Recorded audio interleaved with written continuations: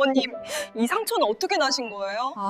이건 집에서 넘어져서 다친 거예요. 혹시 3달쯤 전에 지하철역에서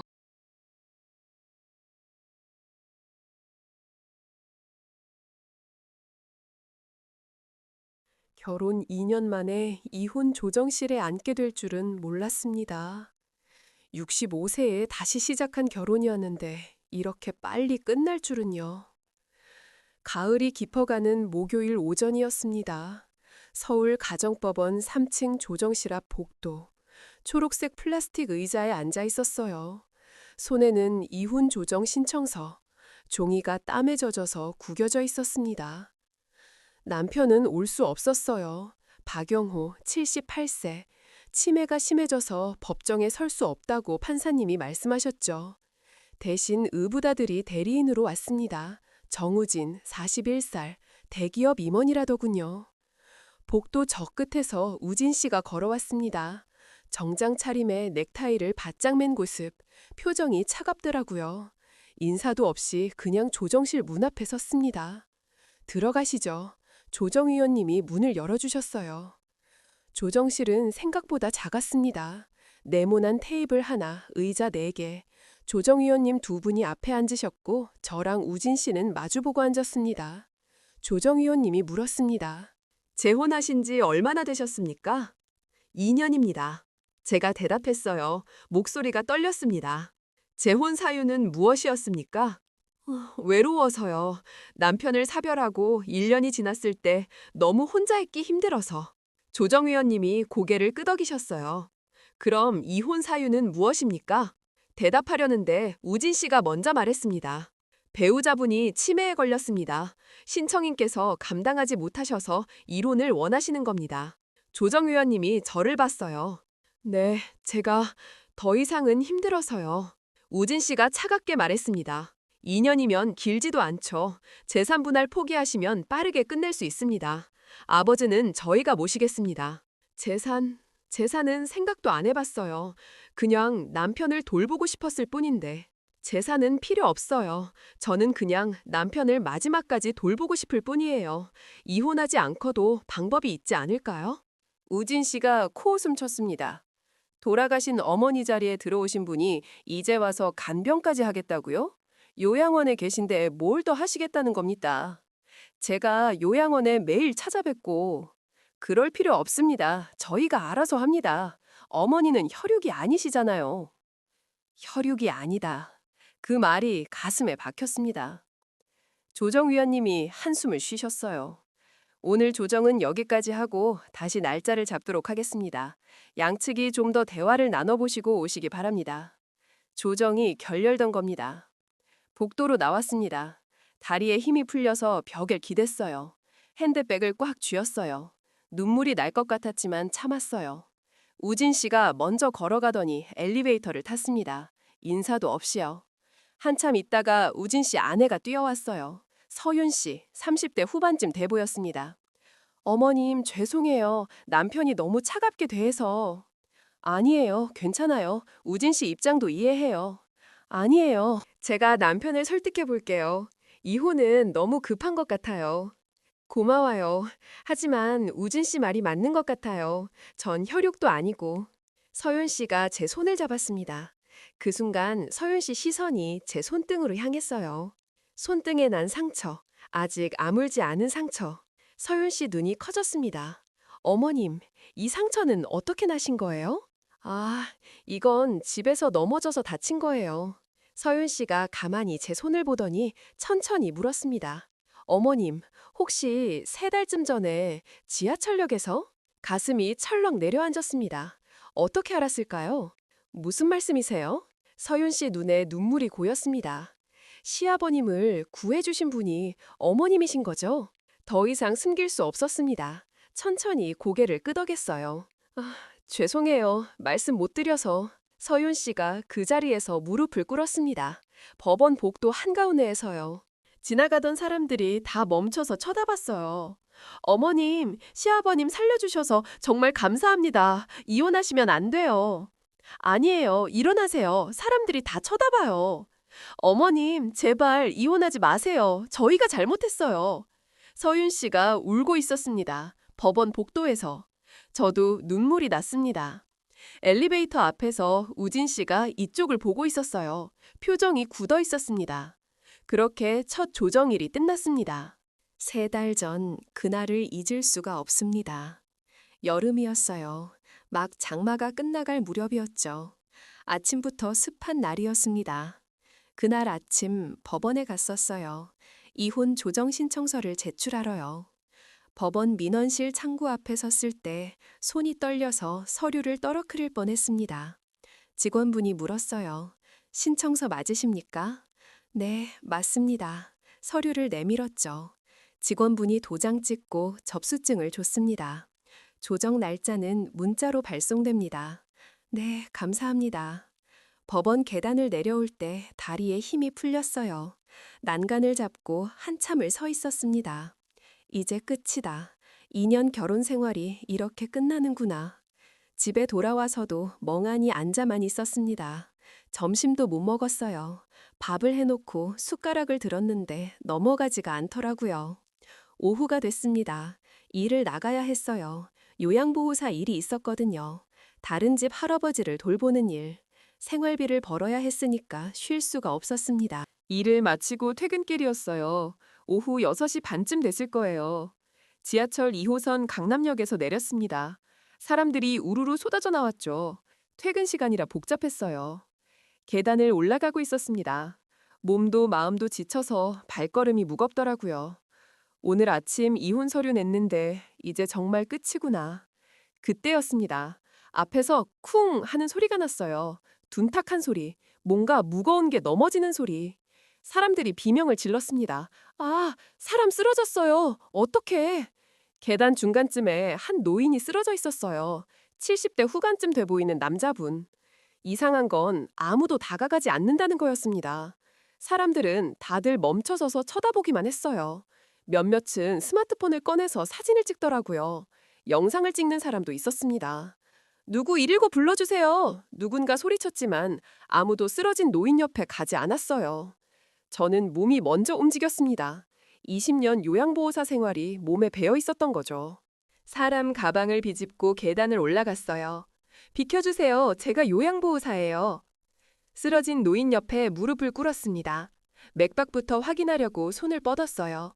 그런데 얼굴을 보는 순간 온몸이 얼어붙었습니다. 남편이었어요. 박요호, 제 남편. 요양원에 있어야 할 사람이 왜 여기 있는 건지, 어떻게 나온 건지 머릿속이 하얗게 됐습니다. 손이 떨렸어요. 맥박을 짚어봤습니다. 약하게 뛰고 있었지만 호흡이 없었어요. 얼굴이 파래지고 있었습니다.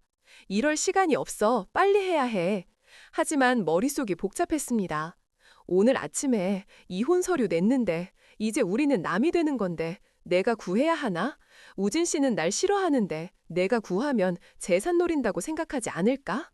남편의 입술이 점점 더 파래지고 있었어요. 아니야, 사람이 먼저야. 남편이든 남이든 일단 사람 목숨이 먼저야. 주변 사람들에게 소리쳤습니다. 119 빌려주세요. 빨리요. 아, 네. 누군가 전화하는 소리가 들렸어요. CPR을 시작했습니다. 남편 가슴에 손을 올려놓고 깍지를 꼈어요. 체중을 실어서 압박했습니다. 하나, 둘, 셋, 넷, 다섯. 30까지 세면서 압박했어요. 그리고 인공호흡을 2번. 다시 가슴 압박. 하나, 둘, 셋, 넷. 1분이 지났습니다. 2분, 3분. 땀이 뚝뚝 떨어졌어요. 여름이라 더웠거든요. 셔츠가 땀에 흠뻑 젖었습니다. 5분쯤 됐을 때 손등이 계단 모서리에 긁혔어요. 각도가 안 맞아서 계속 스치는 거였죠. 피가 났습니다. 따가웠지만 멈출 수 없었어요. 제발 살아나, 제발. 주변 사람들이 웅성거렸습니다.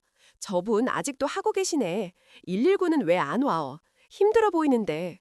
10분이 지났습니다. 팔이 저렸어요. 허리도 아팠습니다. 하지만 멈출 수 없었어요. 여보, 죽으면 안 돼. 제발.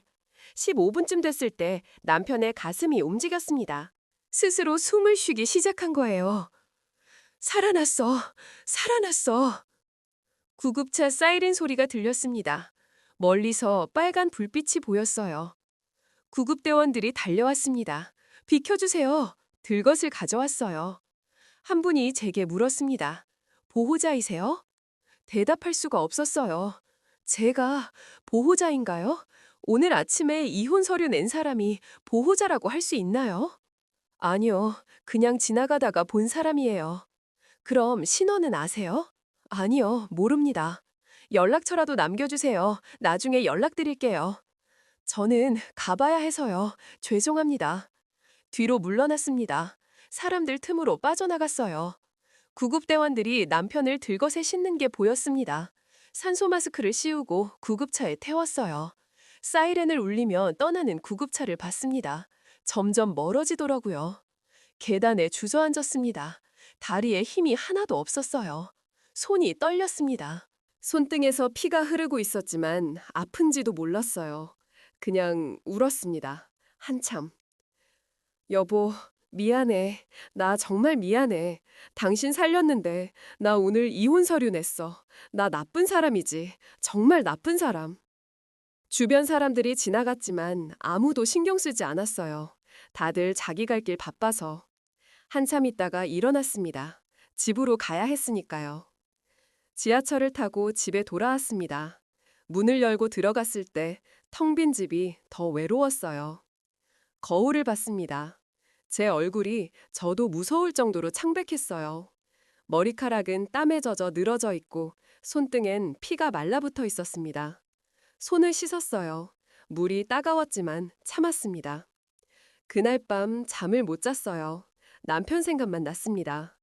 살아났을까? 병원에서 치료 잘 받고 있을까? 우진 씨가 연락 갖고 갔을까?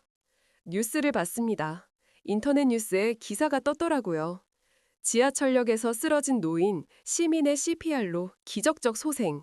기사를 읽었어요. 구급대원 인터뷰가 실렸습니다. 누군가 15분 동안 CPR을 했습니다. 그분 아니었으면 사망하셨을 겁니다.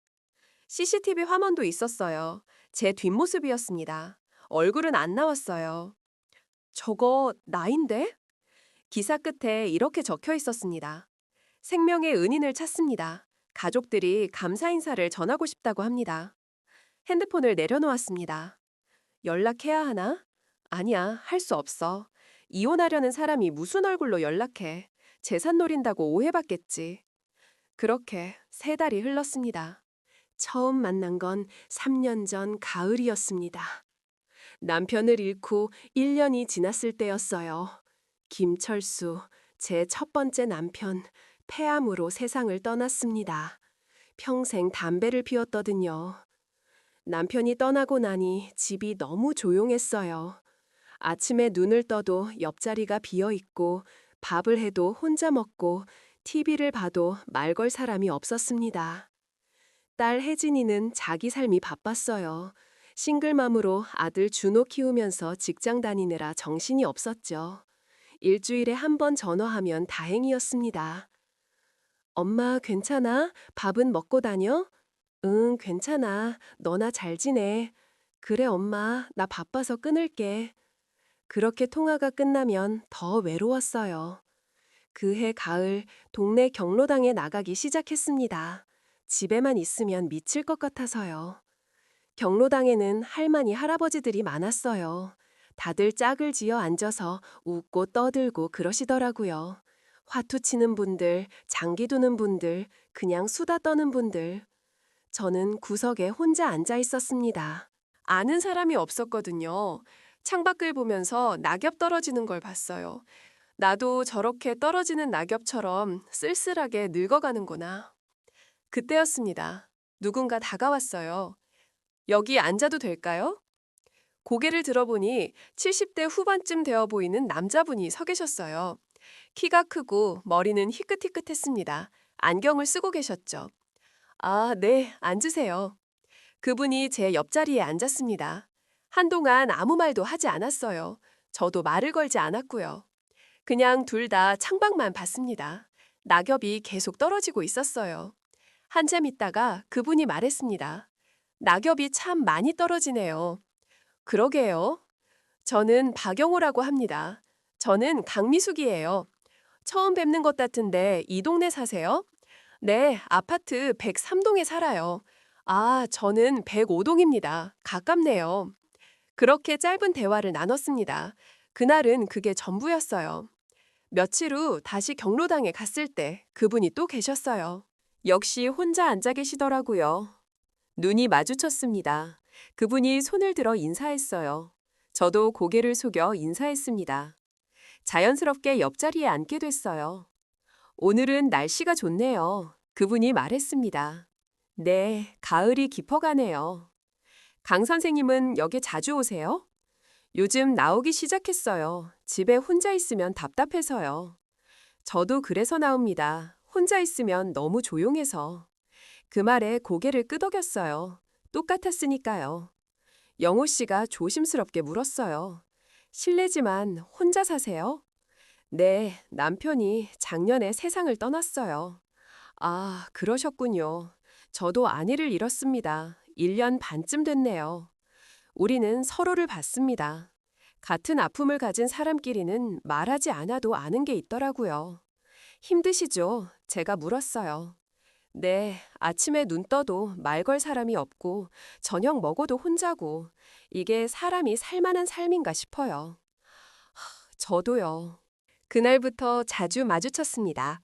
경로당에서, 아파트 산책로에서, 동네 마트에서 마주칠 때마다 짧게 인사를 나눴어요. 처음엔 어색했지만 점점 자연스러워졌습니다. 가을이 지나고 겨울이 왔습니다. 어느 추운 날 공원 벤치에서 영호 씨를 만났어요. 혼자 앉아서 멍하니 연못을 보고 계시더라고요. 여기 앉아도 될까요? 제가 물었습니다. 아, 강 선생님, 앉으세요. 같이 앉아서 연못을 봤어요. 물이 얼어붙기 시작하고 있었습니다. 영호 씨가 말했습니다. 혼자 사는 게 참 힘드네요. 아침에 눈 떠도 말 걸 사람이 없고 저녁 먹어도 혼자고 밤에 잠들 때가 제일 무서워요. 왜요? 이대로 잠들면 내일 안 깰 것 같아서요. 그럼 아무도 모르겠죠. 며칠 지나서야 발견되겠죠. 가슴이 아팠습니다. 저도 똑같은 생각을 했었거든요. 저도 그래요. 밤에 잠들기가 무서워요. 아무도 없는 집에서 혼자 죽으면 어쩌나. 둘 다 한참 말이 없었습니다. 자식들은 자기 삶이 바쁘니까 부모 외로운 건 이해 못하죠. 그러게요. 제 딸도 자기 인생 살기 바빠요. 손자 키우고 직장 다니고 엄마 생각할 여유가 없죠. 제 아들도 마찬가지입니다. 대기업 다니느라 바쁘다고 한 달에 한 번 전화하면 다행이에요. 서로 한숨을 쉬었습니다. 그날 헤어질 때 영호 씨가 물었어요. 다음에 또 나오세요. 이렇게 말 상대가 있으니까 좋네요. 저도요. 다음에 또 봐요. 겨울이 지나고 봄이 왔습니다. 우리는 일주일에 두세 번씩 만났어요. 경로당에서, 공원에서, 때로는 동네 카페에서 커피 한 잔 놓고 이런저런 이야기를 나눴습니다. 젊었을 때 이야기, 자식 키우던 이야기, 배우자와 함께했던 추억들. 말을 나누다 보니 편했어요. 같이 있으면 외롭지 않았습니다. 어느 봄날이었어요. 벚꽃이 피기 시작할 무렵. 공원 벤치에 같이 앉아 있었는데 영우 씨가 조심스럽게 말을 꺼냈습니다. 강 선생님, 제가 하나 여쭤봐도 될까요? 네, 말씀하세요. 우리 남은 인생 함께 가면 안 될까요? 깜짝 놀랐습니다. 그런 말을 들을 줄은 몰랐거든요. 무슨 말씀이세요? 혼자 사는 게 너무 힘듭니다. 선생님도 마찬가지시잖아요. 우리 서로 의지하면서 살면 안 될까요? 그건 재혼 말씀이신가요? 네, 전 진심입니다. 선생님과 함께 있으면 외롭지 않아요. 말할 사람이 있고 같이 밥 먹을 사람이 있고 그게 얼마나 감사한지 아세요? 가슴이 두근거렸습니다. 하지만 동시에 걱정도 됐어요. 자식들이 반대할 텐데요. 그래도 우리 인생 아닙니까? 우리가 선택해도 되지 않을까요? 하지만 우리 나이가 중요합니까? 전 선생님과 남은 인생 함께 하고 싶어요. 혼자 죽기는 싫습니다. 영호 씨 눈이 간절했어요. 저도 솔직히 혼자 사는 게 너무 힘들었습니다. 매일 아침 눈 떠도 말 걸 사람 없고 밥 먹어도 혼자고 밤에 잠들 때 무섭고. 시간을 좀 주세요. 생각해 볼게요. 네, 천천히 생각하세요. 일주일을 고민했습니다. 딸에게 말하면 반대할 게 뻔했어요. 하지만 제 인생인데 제가 선택해도 되지 않을까요? 일주일 후 영호 씨를 다시 만났습니다. 생각해 보셨어요? 영호 씨가 물었어요. 깊게 숨을 들이쉬고 대답했습니다. 좋아요. 함께 해요. 영호 씨가 웃었습니다. 그렇게 활짝 웃는 모습을 처음 봤어요. 감사합니다. 후회 안 하게 해드릴게요. 저도 잘 부탁드려요. 우리는 손을 잡았습니다. 65세와 78세의 손. 그렇게 재혼을 결심하게 됐습니다. 하지만 그때는 몰랐어요. 이 결혼이 2년 만에 이혼으로 끝날 줄은요.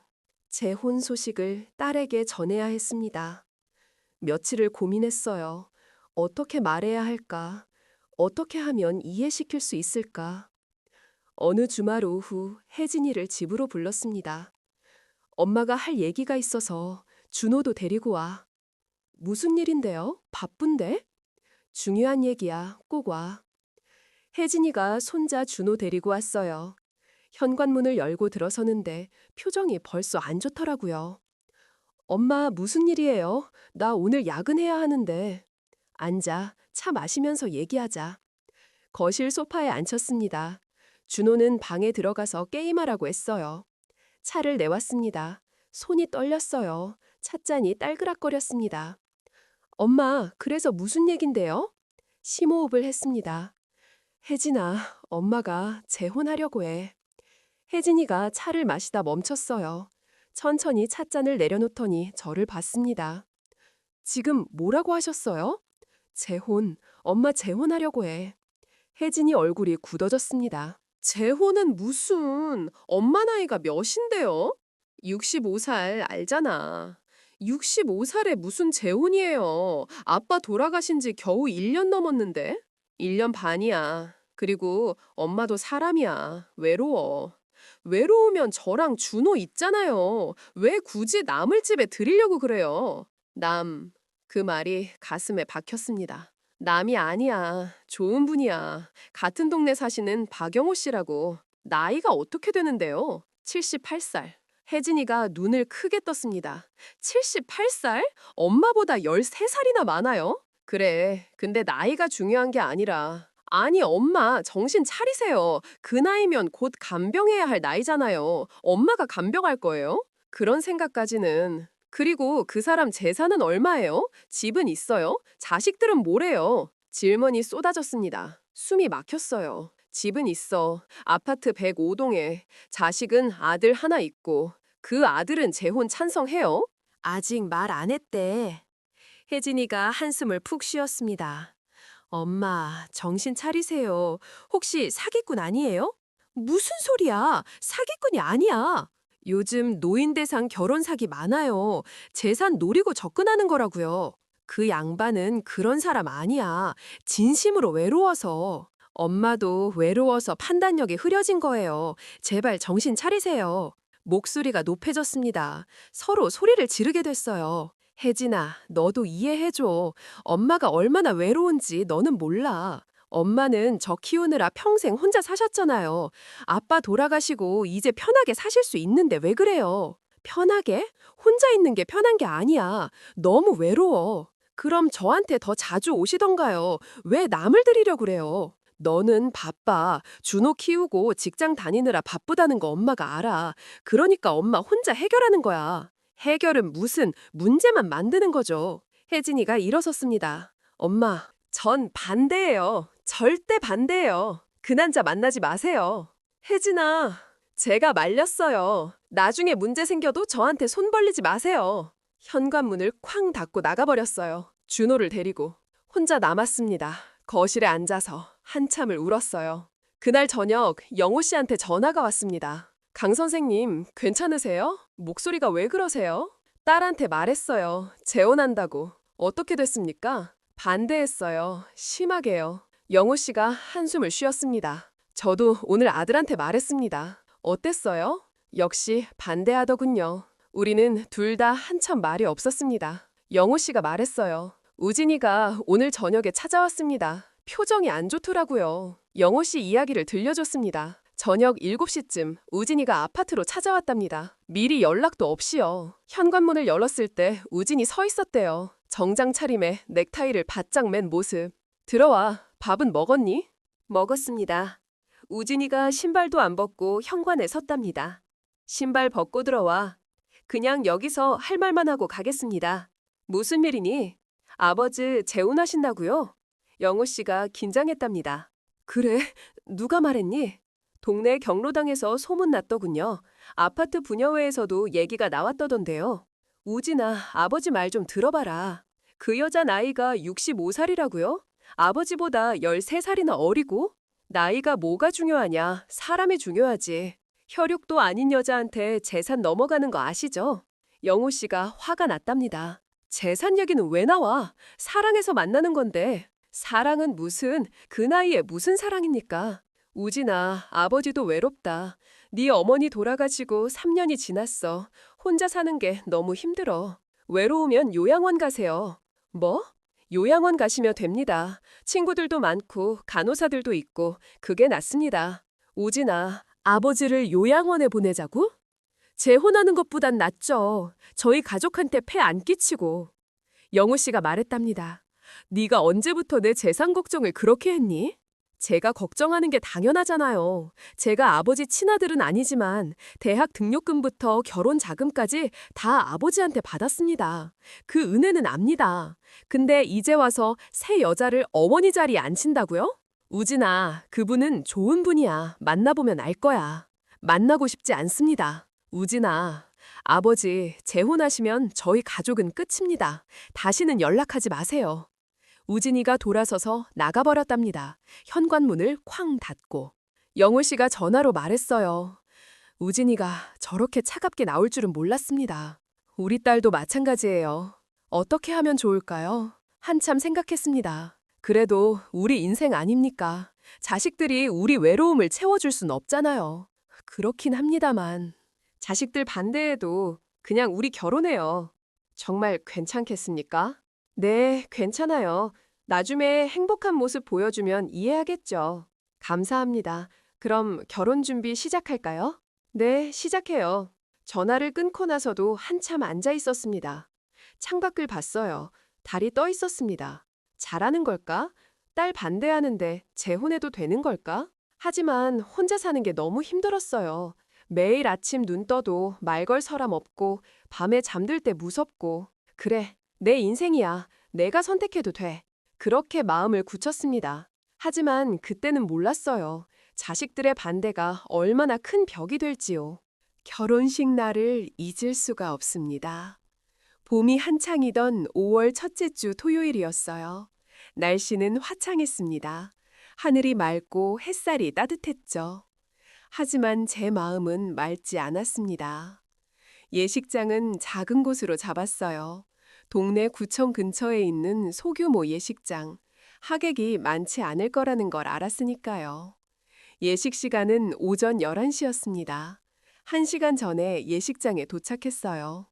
신부 대기실에 들어갔습니다. 화장을 해주시는 분이 계셨어요. 신부님, 피부가 좋으시네요. 화장 금방 끝날 것 같아요. 감사합니다. 따님은 언제 오세요? 안 와요. 네? 결혼식인데요? 반대해서요. 재혼이라서. 화장하시는 분이 말을 잃었습니다. 민망한 침묵이 흘렀어요.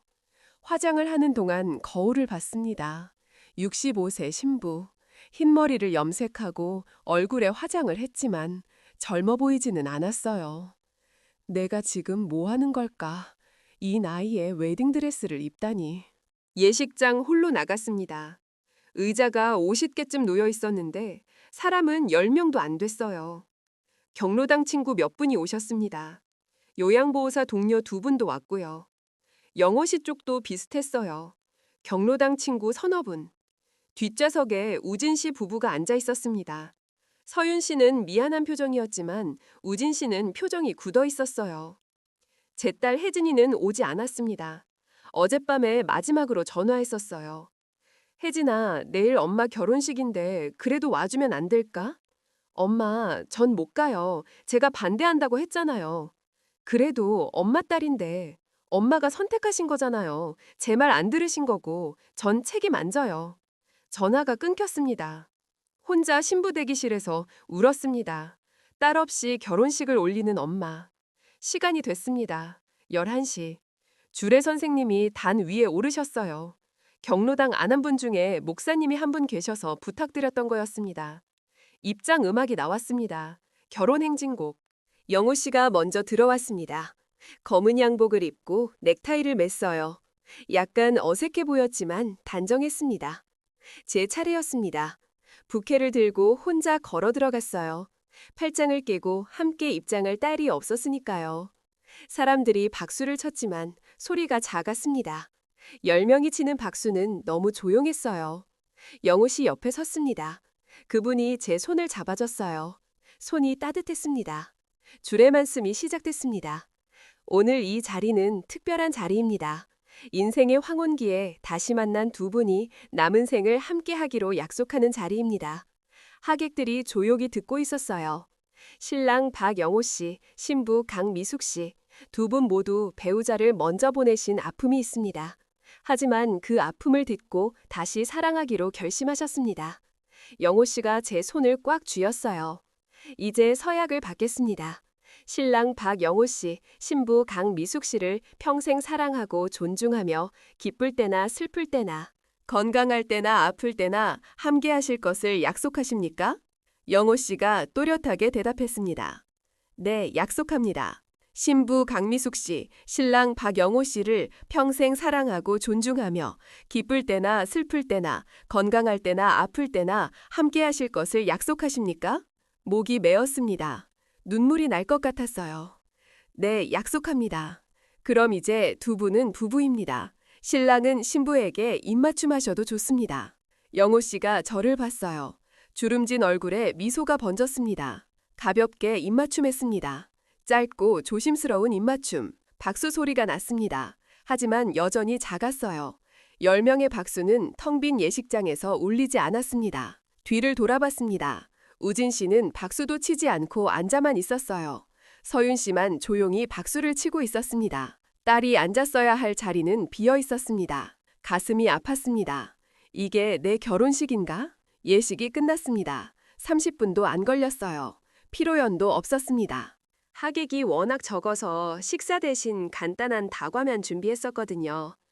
경로당 친구분들이 와서 축하해 주셨어요. 미숙 씨 축하해요. 행복하게 사세요. 감사합니다. 딸은 왜 안 왔어요? 바빠서요. 거짓말이었습니다. 하지만 차마 반대한다고 말할 수 없었어요. 우진 씨 부부도 인사하러 왔습니다. 서윤 씨가 말했어요. 아버님, 어머님 축하드립니다. 고마워요. 하지만 우진 씨는 고개만 까딱하고 말이 없었어요. 표정이 차갑더라고요. 그럼 저희는 먼저 가보겠습니다. 우진 씨가 말하고 돌아섰습니다. 서윤 씨가 미안한 표정으로 저를 봤어요. 그리고 남편을 따라 나갔습니다. 예식장이 텅 비었습니다. 저랑 영호 씨 둘만 남았어요. 배고프시죠? 점심 먹으러 갈까요? 영호 씨가 물었습니다. 네, 그럴까요? 근처 한식당에 갔습니다. 구석자리에 앉았어요. 주문을 하고 기다리는데 영호 씨가 말했습니다. 죄송합니다. 제대로 된 결혼식을 못 해드려서.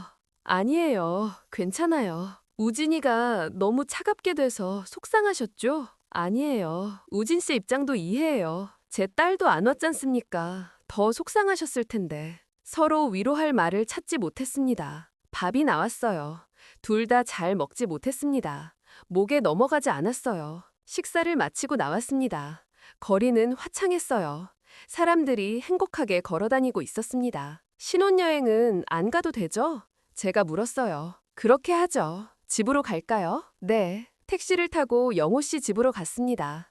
아파트 105동. 짐은 어제 미리 옮겨놨었어요. 제 집 103동에서 105동으로 2동 차이. 현관문을 열고 들어갔습니다. 이제 이 집이 제 집입니다. 거실에 섰을 때 갑자기 눈물이 났어요. 참았는데 터져버렸습니다. 왜 그러세요? 영호 씨가 놀라서 물었어요. 미안해요. 그냥 딸 생각이 나서. 영호 씨가 저를 안아줬습니다. 울지 마세요. 우리 행복하게 살아요. 그래서 자식들 걱정을 없애줍시다. 네. 처음엔 반대해도 우리 행복한 모습 보면 이해할 거예요. 그 말을 믿었습니다. 그때는요. 영호 씨가 제 손을 잡았어요. 당신이 선택해줘서 고맙습니다. 전 평생 당신을 지킬게요. 마지막까지. 저도 여보를 지킬게요. 우리는 거실에 앉아서 차를 마셨습니다. 둘이서. 창밖으로 봄 햇살이 들어왔어요. 그래, 우리 행복하게 살자. 자식들한테 미안하지 않게.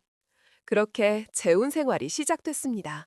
하지만 그 행복은 6개월밖에 가지 못했습니다. 결혼 후 6개월은 행복했습니다. 매일 아침 6시에 일어났어요. 영호 씨도 일찍 일어나는 편이라 함께 일어났죠. 일어나셨어요?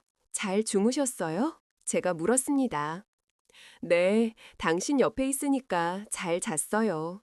영호 씨가 웃으며 대답했어요. 아침 식사를 준비했습니다. 된장찌개에 계란말이, 김구이. 영호 씨가 좋아하는 반찬들이었어요. 맛있습니다. 역시 당신 손맛이 최고예요. 영호 씨가 밥을 한 공기 뚝딱 비웠습니다. 그 모습이 좋았어요. 20년 넘게 혼자 밥 먹다가 누군가 맛있게 먹어주니까 요리하는 게 즐거웠습니다. 식사 후엔 산책을 나갔어요. 아파트 뒷산 둘레길. 한 바퀴 도는데 30분쯤 걸렸죠. 영호 씨가 제 손을 꼭 잡고 걸었습니다. 이렇게 손잡고 걸을 사람이 생겨서 참 좋아요. 저도요. 혼자 걸을 때는 무서웠는데 같이 걸으니까 좋네요. 다람쥐가 나무를 타고 올라가는 것도 보고 들꽃도 보고 그냥 걷는 게 행복했습니다. 오전은 각자 할 일을 했어요. 영호 씨는 신문 보시고 저는 집안일 하고 점심 먹고 나면 함께 장을 봤습니다. 동네 마트에 가서 일주일치 식재료를 샀어요. 영호 씨가 고기 코너를 특히 좋아했습니다.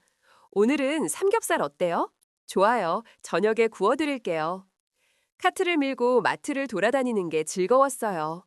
다른 부부들처럼 우리도 평범하게 장을 보고 있다는 게 신기했습니다. 저녁엔 같이 TV를 봤어요. 뉴스 보고 드라마 보고. 영우 씨가 드라마를 좋아하셨거든요. 저 배우 연기 잘하네요. 그러게요. 모른이 돼요. 소파에 나란히 앉아서 TV 보는 시간이 참 좋았습니다. 밤 10시쯤 잠자리에 들었어요. 영우 씨가 제 손을 잡고 주무셨습니다. 잘 자요, 여보? 네, 당신도 잘 자요. 그렇게 평화로운 날들이 이어졌습니다. 하지만 5개월쯤 지났을 때부터 이상한 일들이 생기기 시작했습니다. 어느 날 아침이었어요. 식사를 마치고 설거지를 하고 있는데 영우 씨가 물었습니다. 오늘 장 보러 갈 거예요? 네, 점심 먹고 갈까요? 좋아요. 그런데 10분 후에 또 물었어요. 오늘 장 보러 갈 거예요? 아까 말씀드렸잖아요. 점심 먹고 가기로 했어요. 아, 그랬어요? 내가 깜빡했네. 처음엔 대수롭지 않게 생각했습니다. 나이 들면 깜빡할 수도 있지. 저도 가끔 그러니까. 하지만 점점 잦아졌어요. 같은 질문을 하루에 서너 번씩 했습니다. 밥 먹었어요? 네, 아까 먹었잖아요. 아, 그랬어? 기억이 안 나네. 어느 날은 물건을 찾지 못했어요. 안경이었습니다. 내 안경 어디 갔지? 아까 여기 뒀는데. 여보, 안경 지금 쓰고 계세요. 어? 그래? 영우 씨가 머리를 만져보고 웃었어요. 내가 쓰고 있었네. 조금씩 걱정이 됐습니다. 하지만 괜찮겠지. 나이 들면 다 그런 거지 하고 넘겼어요. 결혼 6개월이 됐을 때였습니다. 가을이 깊어지고 있었어요. 그날 오후 영우 씨가 동네 슈퍼에 간다고 나갔습니다. 담배 한 갑만 사올게요. 조심히 다녀오세요. 30분이 지났습니다. 1시간이 지났어요. 슈퍼는 5분 거리인데 왜 안 오시나? 전화를 했습니다. 받지 않았어요. 불안해져서 밖으로 나갔습니다. 슈퍼에 갔더니 주인 아주머니가 말했어요. 아, 그분 30분 전에 담배 사고 나가셨는데요? 어디로 가셨는지 보셨어요? 글쎄요, 왼쪽으로 가신 것 같은데. 왼쪽은 집 반대 방향이었습니다. 뛰어갔어요. 골목을 돌아다니며 찾았습니다. 여보, 여보! 소리 질렀지만 대답이 없었어요. 한참을 찾아다녔습니다. 30분쯤 지났을 때 큰 길 모퉁이에서 영호 씨를 찾았어요. 멍하니 서 있었습니다. 손에 담배 한 갑 들고. 여보, 여기 왜 계세요? 영호 씨가 저를 봤어요. 표정이 이상했습니다. 집이 어디였지? 못 찾겠어. 가슴이 철렁 내려앉았습니다. 여보, 30년 산 동네인데 길을 잃으셨어요? 길을 잃었어. 어디가 어딘지 모르겠어. 손을 잡고 집으로 돌아왔습니다. 영호 씨 손이 떨리고 있었어요. 집에 도착해서 물을 마시게 하고 소파에 앉혔습니다. 여보, 괜찮으세요? 미안해. 내가 왜 그랬지? 갑자기 길이 낯설더라고. 내일 병원 가봐요. 검사 좀 받아보세요. 그래야겠어. 다음 날 대학병원 신경과에 갔습니다. 예약 없이 응급으로 갔어요. 의사 선생님이 여러 검사를 했습니다. 기억력 검사, MRI, 혈액 검사. 일주일 후 결과를 들으러 갔습니다. 진료실에 앉았어요. 영호 씨랑 저랑 나란히. 의사 선생님이 MRI 사진을 보여주면서 설명했습니다. 뇌 측두력 부분이 위축돼 있습니다. 해마 부분도 손상이 보이고요. 그게 무슨 뜻인가요? 알츠하이머 초기입니다. 머릿속이 하얗게 됐습니다. 알츠하이머, 치매, 치료할 수 있나요? 완치는 어렵습니다. 약으로 진행 속도를 늦출 순 있습니다. 하지만 환자분 연세를 고려하면 진행 속도가 빠를 가능성이 있습니다. 얼마나 빠를까요? 개인차가 있습니다만 1, 2년 안에 중증으로 진행될 수 있습니다. 옆에 앉은 영호 씨를 봤어요. 영호 씨도 멍한 표정이었어요.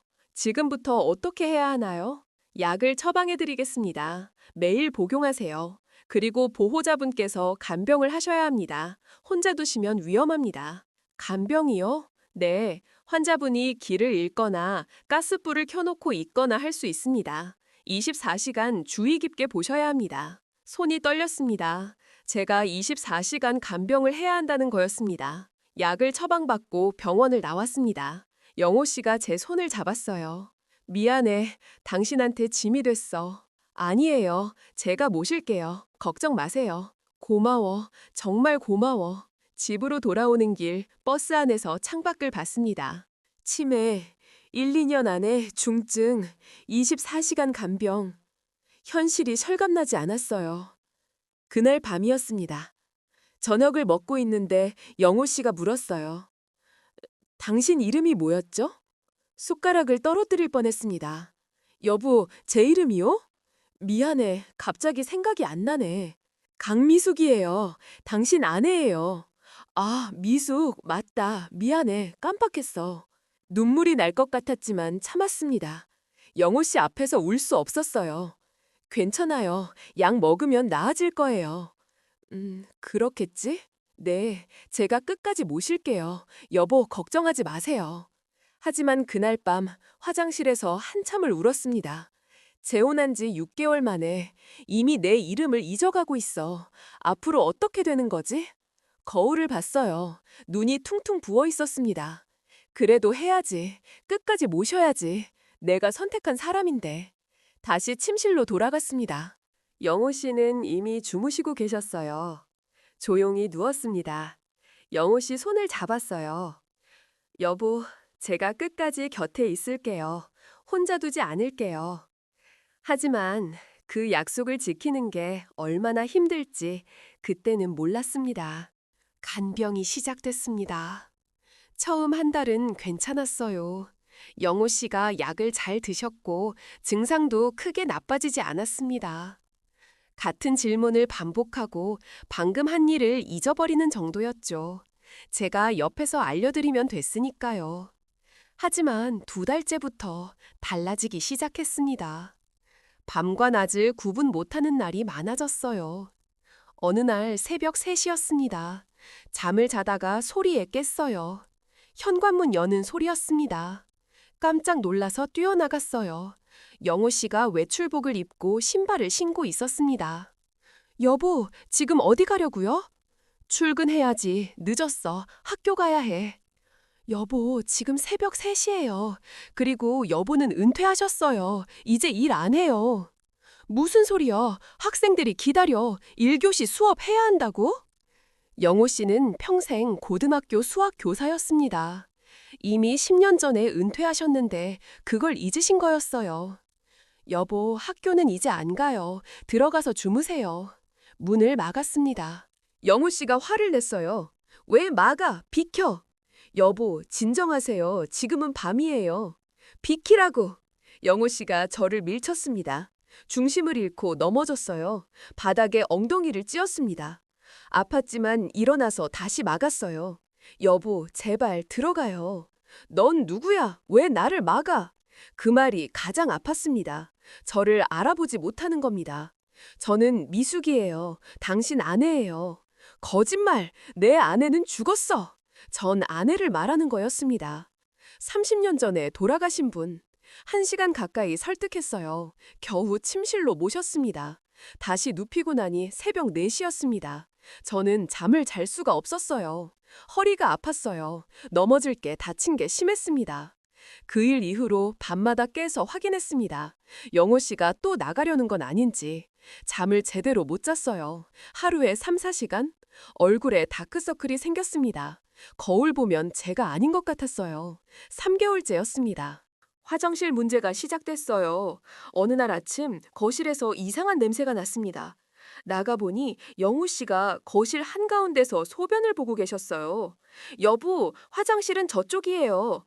화장실이 어디야? 못 찾겠어. 급히 화장실로 모셨지만 이미 늦었습니다. 바닥이 다 젖어 있었어요. 영우 씨를 씻기고 옷을 갈아입히고 바닥을 닦았습니다. 무릎 꿇고 걸레질하면서 눈물이 났어요. 이게 내 결혼 생활인가? 6개월 전만 해도 손잡고 산책했는데. 하지만 울 시간도 없었습니다. 영우 씨가 또 부르니까요. 미숙, 미숙, 여기 와봐.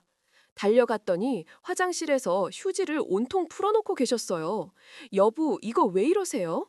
휴지가 이상해. 계속 나와. 한숨이 나왔지만 참았습니다. 괜찮아요. 제가 치울게요. 매일이 그랬습니다. 아침에 일어나면 무슨 일이 생겼을까 불안했어요. 어느 날은 가스레인지를 켜놓고 잊으셨습니다. 냄비가 타고 있었어요. 어느 날은 냉장고 문을 열어놓고 음식을 다 꺼내놓으셨습니다. 어느 날은 옷을 거꾸로 입고 계셨어요. 하나하나 뒤처리했습니다. 혼자서. 식사도 문제였습니다. 밥 드세요. 제가 상을 차려드렸어요. 이거 누가 만든 거야? 제가 만들었어요. 모르는 사람이 만든 거 못 먹어. 독 들었을지도 몰라. 여보, 제가 당신 아내예요. 독은 무슨? 몰라, 안 먹어. 숟가락을 던졌습니다. 국물이 제 얼굴에 튀었어요. 뜨거웠습니다. 하지만 화낼 수 없었어요. 병이니까요. 영호 씨 잘못이 아니니까. 괜찮아요. 제가 다시 차려드릴게요.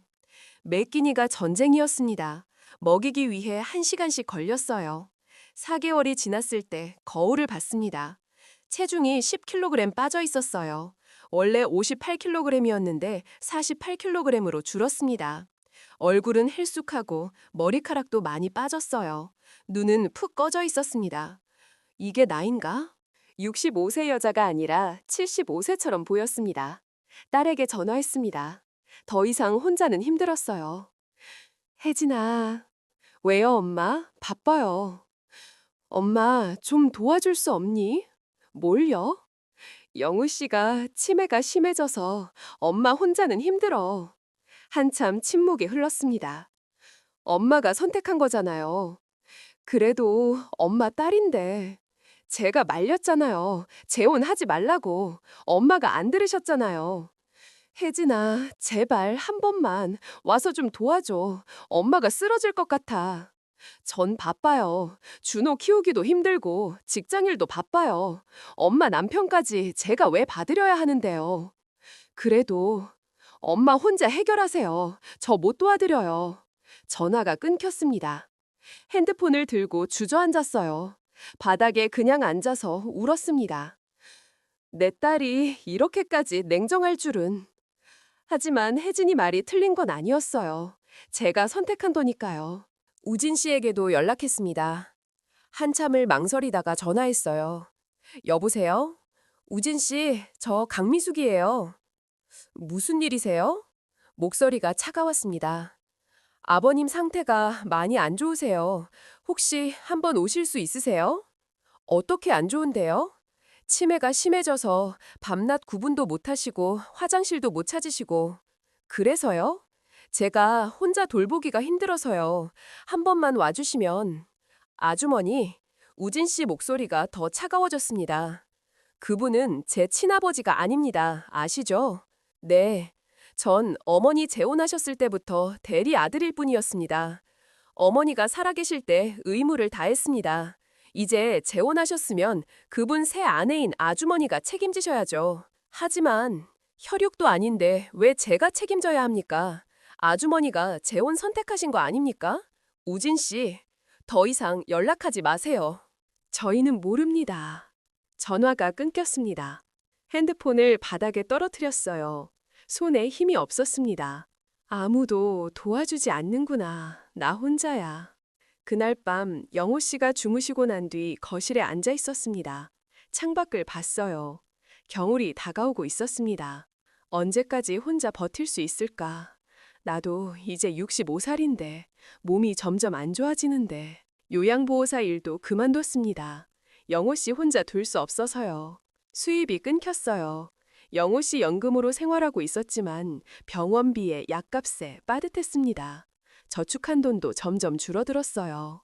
이러다 나까지 쓰러지면 어떡하지? 그때였습니다. 침실에서 소리가 났어요.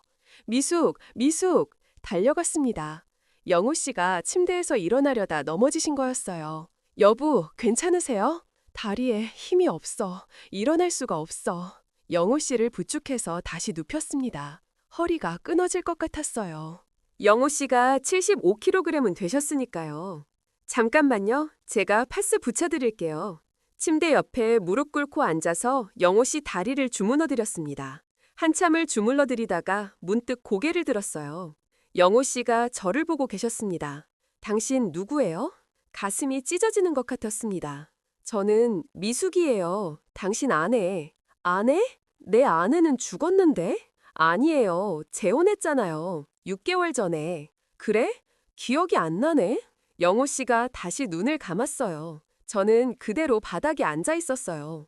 6개월, 겨우 6개월 같이 살았는데 나를 기억 못하네?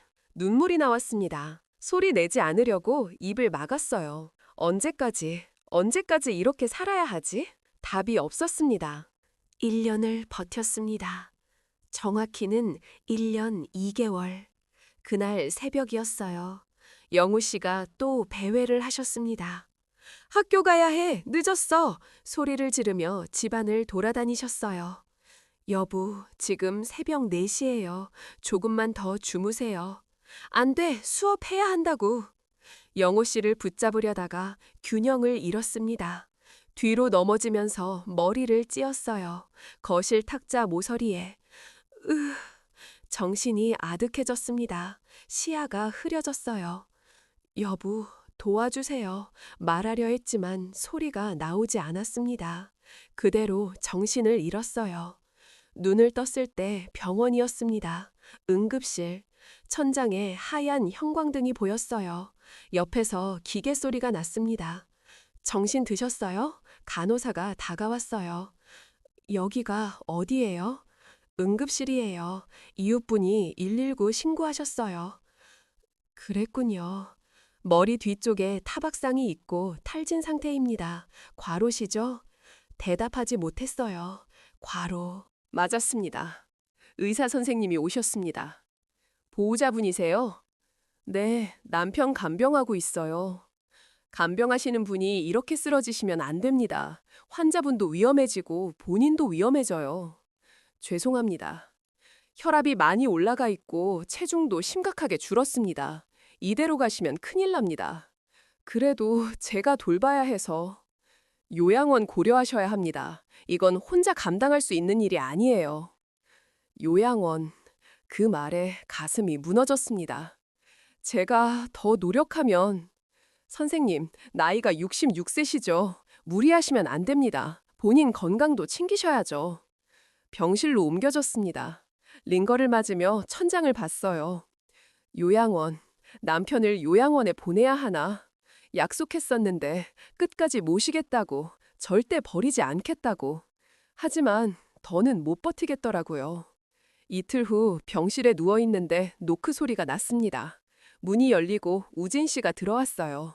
표정이 굳어 있었습니다. 어떻게 제가 병원에 있다는 걸 아셨어요? 이웃분이 연락했습니다. 아버지가 혼자 집에 계신다고. 죄송합니다. 우진 씨가 침대 옆 의자에 앉았습니다. 아주머니, 이제 그만하세요. 네?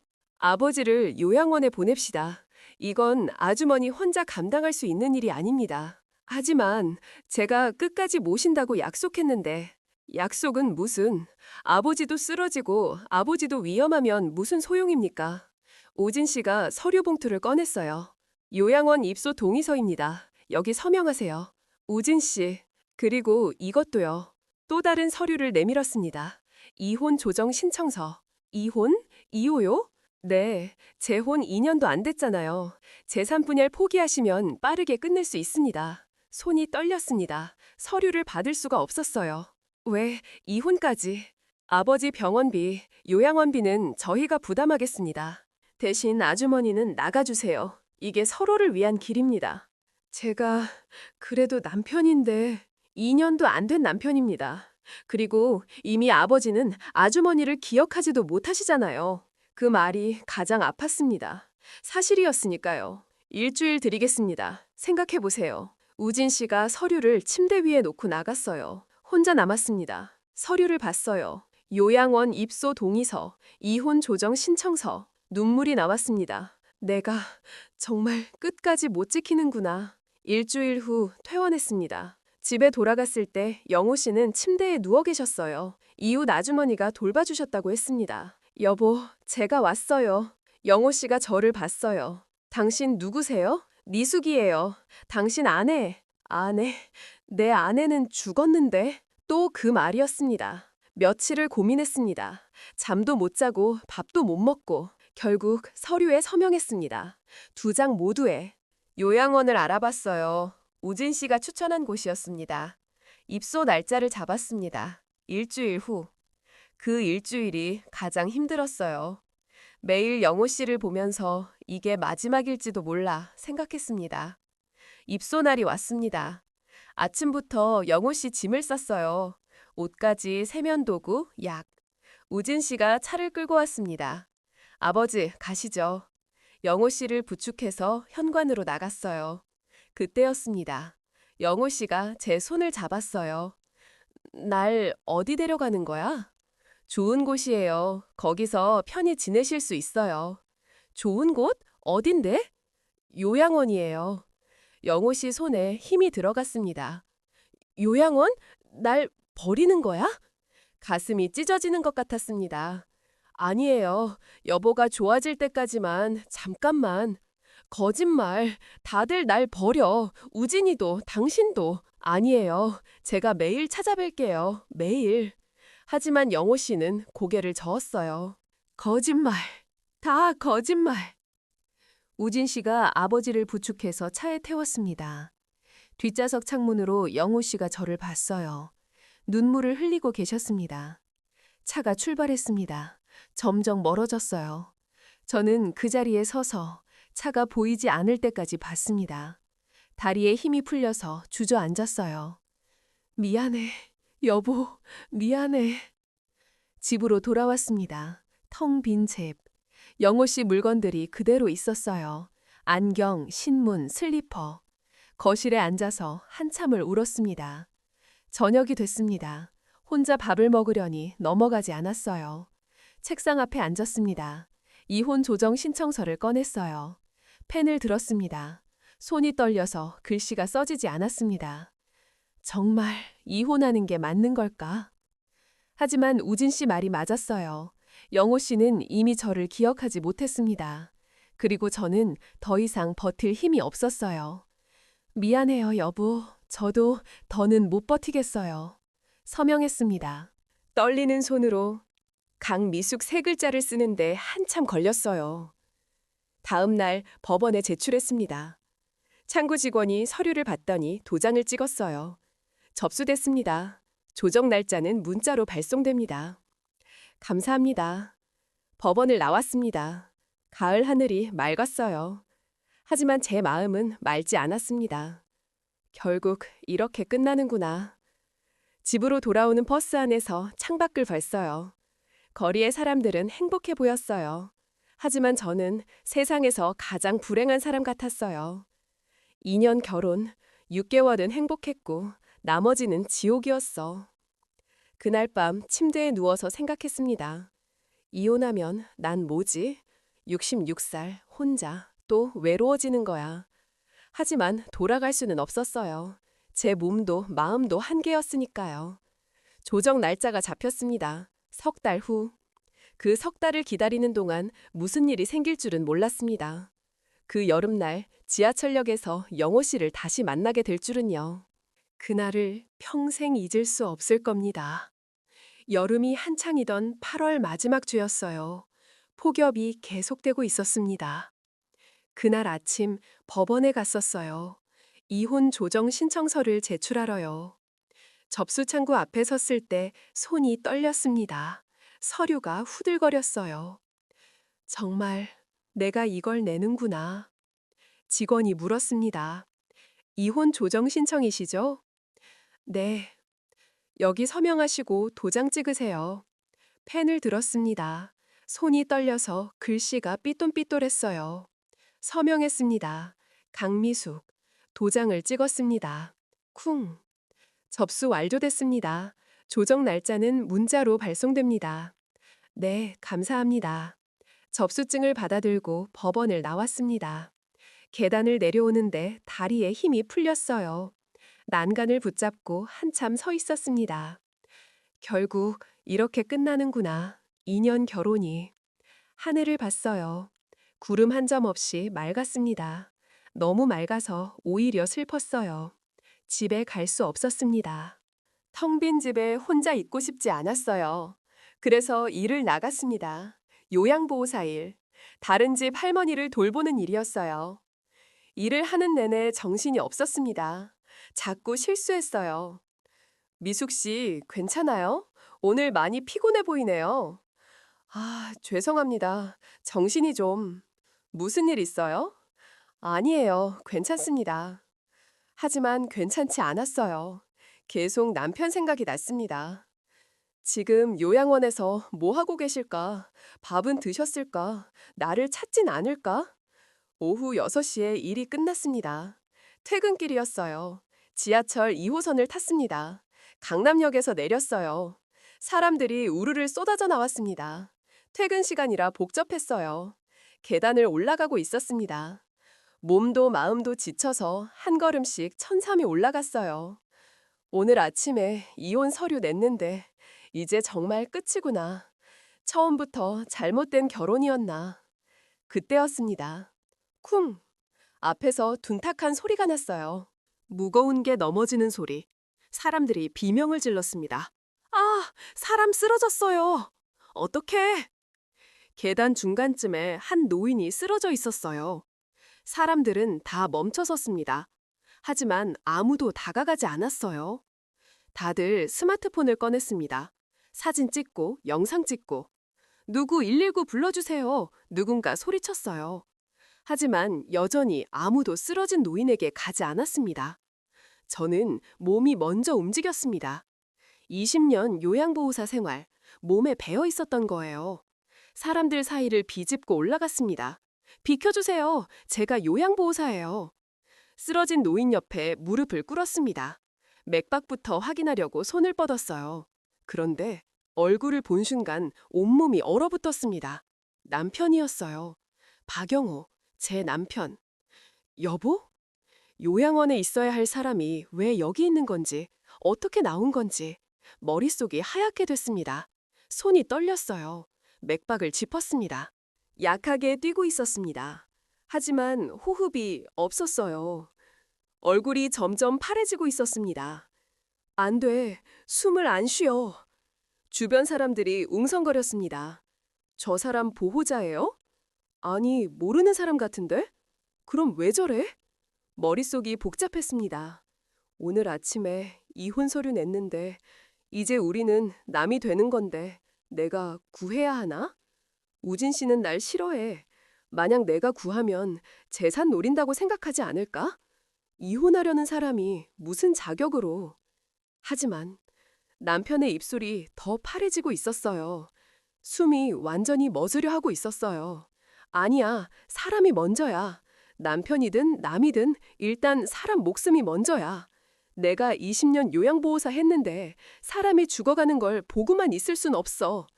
주변 사람들에게 소리쳤습니다. 119 불러주세요. 빨리요. 네. 누군가 전화하는 소리가 들렸어요. CPR을 시작했습니다. 남편 가슴에 손을 올려놓고 깍지를 꼈어요. 체중을 실어서 압박했습니다.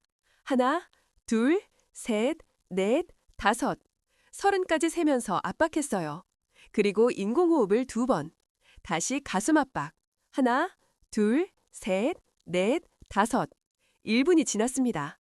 땀이 흘렀어요. 여름이라 더웠거든요. 2분, 3분. 셔츠가 땀에 흠뻑 젖었습니다. 팔이 아팠어요. 하지만 멈출 수 없었습니다. 5분쯤 됐을 때 손등이 계단 모서리에 긁혔어요. 각도가 안 맞아서 계속 스치는 거였습니다. 피가 났습니다. 따가웠어요. 하지만 신경 쓸 겨를이 없었습니다. 계속 압박했습니다. 하나, 둘, 셋, 넷, 다섯. 제발 살아나, 제발. 주변 사람들이 웅성거렸습니다. 저분 아직도 하고 계시네. 힘들어 보이는데. 119는 왜 안 와? 길이 막혀서 늦는데. 10분이 지났습니다. 팔에 힘이 풀렸어요. 허리도 아팠습니다. 하지만 멈출 수 없었어요. 여보, 죽으면 안 돼. 제발. 나 오늘 이혼 서류 냈지만 그래도 살아야 해.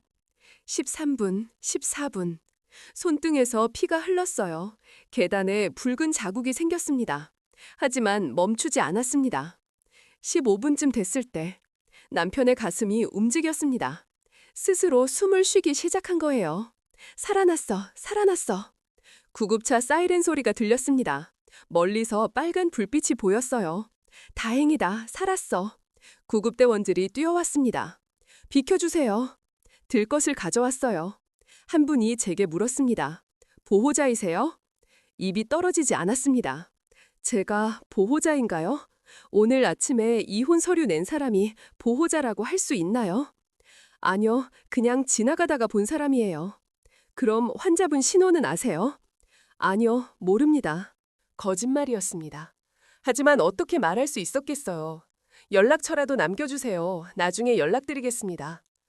저는 가봐야 해서요. 죄송합니다.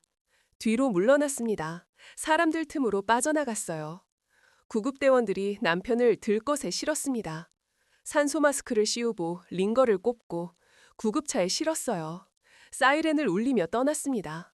점점 멀어지는 구급차를 봤어요. 그 안에 남편이 타고 있었습니다. 다리에 힘이 풀렸습니다. 계단에 주저앉았어요. 손이 떨렸습니다. 손등에서 피가 흐르고 있었어요. 아팠지만 느껴지지 않았습니다. 눈물이 났습니다. 여보, 미안해. 나 정말 미안해. 당신 살렸는데 나 오늘 이혼 서류 냈어. 나 나쁜 사람이지. 정말 나쁜 사람. 당신은 나를 기억도 못하는데 나는 당신 버렸어. 주변 사람들이 지나갔지만 아무도 신경 쓰지 않았어요. 다들 자기 갈 길 바빠서요. 한참을 그렇게 앉아 있었습니다. 얼마나 지났을까요? 누군가 어깨를 톡톡 쳤어요. 괜찮으세요? 고개를 들어보니 영무원이었습니다. 아, 네, 괜찮아요. 손에서 피가 나는데요. 의무실 가보세요. 아, 괜찮습니다. 금방 갈게요. 일어났습니다. 비틀거렸어요. 난간을 잡고 천천히 내려갔습니다. 화장실에 들어갔어요. 거울을 봤습니다. 제 얼굴이 저도 무서울 정도로 창백했어요. 머리카락은 땀에 젖어 늘어져 있고 손등엔 피가 말라붙어 있었습니다. 수돗물을 틀었어요. 손을 씻었습니다. 물이 따가웠지만 참았어요. 피가 씻겨 내려갔습니다. 상처가 보였어요. 깊게 긁혀 있었습니다. 휴지로 눌러서 지혈했습니다. 다시 거울을 봤어요. 눈물 자국이 얼굴에 남아 있었습니다. 물로 얼굴을 씻었어요.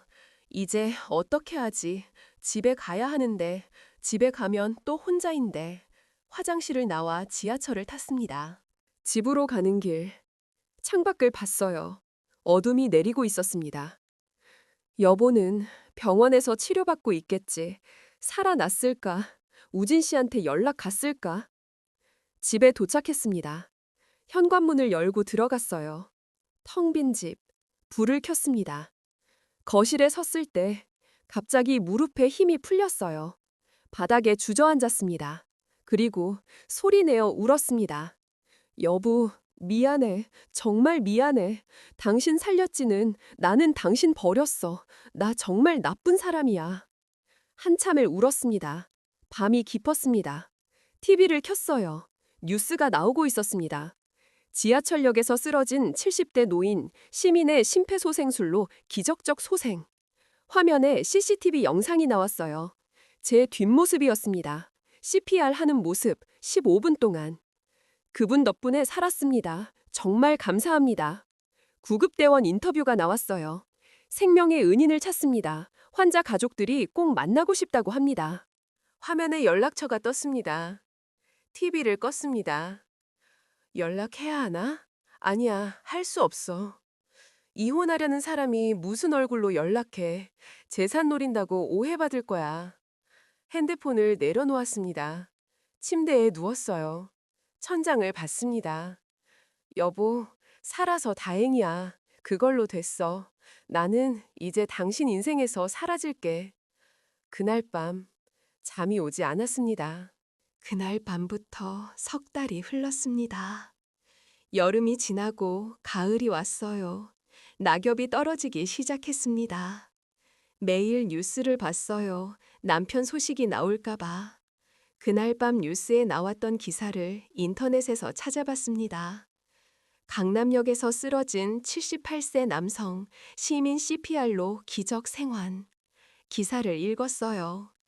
환자는 요양원에서 나와 배회하다 쓰러진 것으로 보입니다. 구급대원에 따르면 현장에서 약 15분간 심폐소생술을 실시한 시민 덕분에 목숨을 건졌다고 합니다. 댓글이 달려 있었어요.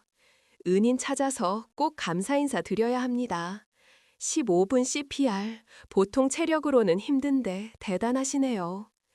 요즘 같은 세상에 이런 분이 계시다니 감동입니다. 화면을 껐습니다. 내가 은인이라고 불리는구나. 하지만 난 이혼하려는 아내인데. 며칠 후 동네에 전단이 붙었습니다. 아파트 게시판에, 동네 슈퍼에, 경로당 앞에. 생명의 은인을 찾습니다. 큰 글씨로 적혀 있었어요. 2025년 8월 24일 오후 6시 30분경 지하철 2호선 강남역에서 쓰러진 78세 남성을 구해주신 분을 찾습니다. 가족 일동은 감사의 마음을 전하고 싶습니다. 연락 주시기 바랍니다. 아래에 오진 씨 연락처가 적혀 있었어요. 전단을 보고 한참 서 있었어요. 연락해야 하나? 아니야, 할 수 없어. 이혼하려는 사람이 무슨 얼굴로 연락해. 재산 노린다고 오해받겠지. 전단 앞을 그냥 지나쳤습니다.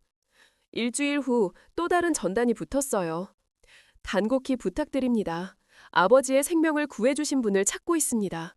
어떤 형태로든 감사를 표하고 싶습니다. 제발 연락 주십시오.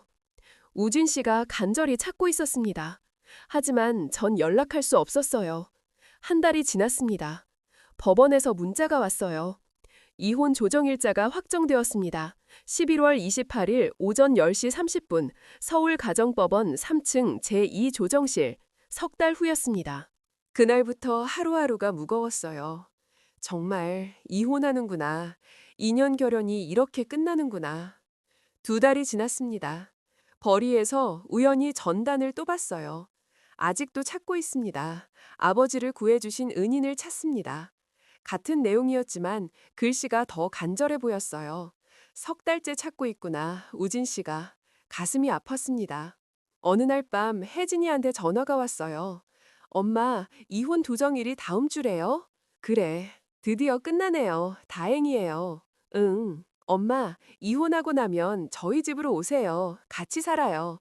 준호도 할머니 보고 싶어 해요. 그래, 고맙다. 엄마 힘들었죠? 이제 편해지실 거예요. 전화를 끊었습니다. 하지만 편해질 것 같지 않았어요. 조정일 전날 밤 잠이 오지 않았습니다. 창밖을 봤어요. 달이 떠 있었습니다. 내일이면 정말 끝이구나, 여보와. 남편 얼굴이 떠올랐습니다.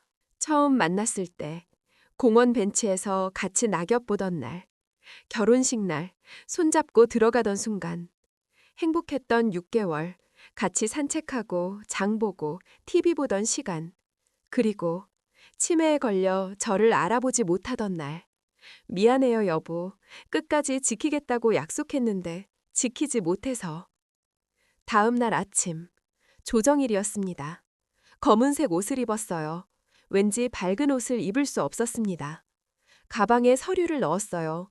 이혼 조정 관련 서류들. 거울을 봤습니다.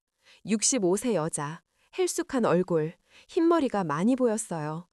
이게 나구나. 이렇게 늙었구나. 법원으로 향했습니다. 지하철을 탔어요. 2호선. 강남역을 지나갔습니다. 강남역을 지나갔습니다.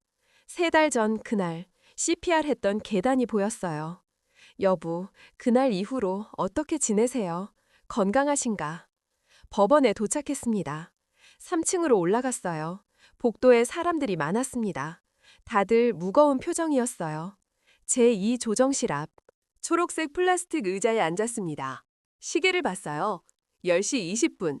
10분 남았습니다. 손이 떨렸어요. 가방을 꽉 쥐었습니다. 복도 저 끝에서 누군가 걸어왔어요. 우진 씨였습니다. 정장 차림, 넥타이를 바짝 맨 모습. 눈이 마주쳤습니다. 우진 씨가 고개를 까딱했어요. 인사도 아닌 인사. 제 옆으로 지나가서 조정실 문 앞에 섰습니다. 말 한마디 없었어요. 10시 30분. 조정의원이 문을 열었습니다. 들어오시죠. 조정실로 들어갔어요. 네모난 테이블, 우진 씨와 마주 앉았습니다. 조정의원이 서류를 펼쳤어요. 재혼 2년, 이혼 사유는 배우자의 치매로 인한 간병 불가. 설명이 이어졌습니다. 우진 씨가 말했어요. 재산 분할은 포기하신다고 하셨죠? 그럼 빠르게 진행할 수 있습니다. 네. 아버지는 저희가 모시겠습니다. 어머니는 신경 쓰지 않으셔도 됩니다. 요양원비도 저희가 부담하겠습니다. 조정의원이 물었습니다. 신청인께서는 동의하십니까? 네. 그럼 다음 주에 최종 조정을 진행하겠습니다. 조정이 끝났습니다. 복도로 나왔어요. 다리에 힘이 풀렸습니다. 벽에 기댔어요. 끝났다. 정말 끝났다. 우진 씨가 먼저 엘리베이터를 탔습니다. 저는 한참을 그 자리에 서 있었어요. 여보, 미안해. 정말 미안해. 그때였습니다. 누군가 복도를 뛰어왔어요. 여보, 어머님, 잠깐만요. 서윤 씨였습니다. 숨을 헐떡이며 달려왔어요. 어머님, 죄송해요. 제가 늦었어요. 아니에요. 괜찮아요. 조정은 어떻게 됐어요? 다음 주에 최종 조정이에요. 어머님, 정말 이혼하시는 거예요? 네, 이게 맞는 것 같아요. 서윤 씨가 제 손을 잡았어요. 어머님, 제가 남편을 설득해 볼게요. 조금만 더 기다려주세요. 고마워요. 하지만 이미 결정한 일이에요. 서윤 씨가 제 손을 꽉 쥐었습니다. 그 순간 서윤 씨 시선이 제 손등으로 향했어요. 손등에 난 상처. 3달 전 그날 계단에 긁혀서 생긴 상처. 아직 완전히 아물지 않았습니다. 흉터가 남아 있었어요. 서윤 씨 눈이 커졌습니다. 어머님, 이 상처는? 아, 이건 집에서 다친 거예요. 서윤 씨가 제 손을 더 자세히 봤어요. 이 모양? 이 위치? 서윤 씨가 가방에서 핸드폰을 꺼냈습니다. 사진을 보여줬어요. CCTV 화면을 캡처한 사진이었습니다. 3달 전 그날 강남역 계단, CPR 하는 여자의 뒷모습, 손등에 난 상처까지 보였어요. 서윤 씨가 제 손등과 사진을 번갈아 봤습니다. 이 상처 똑같아요. 어머님, 혹시 3달 전에 강남역에서? 더 이상 숨길 수 없었습니다. 천천히 고개를 끄덕였어요. 죄송해요. 말씀 못 드려서. 서윤 씨 눈에 눈물이 고였습니다. 어머님, 시아버님을 구해주신 분이... 네, 제가 그날 거기 있었어요.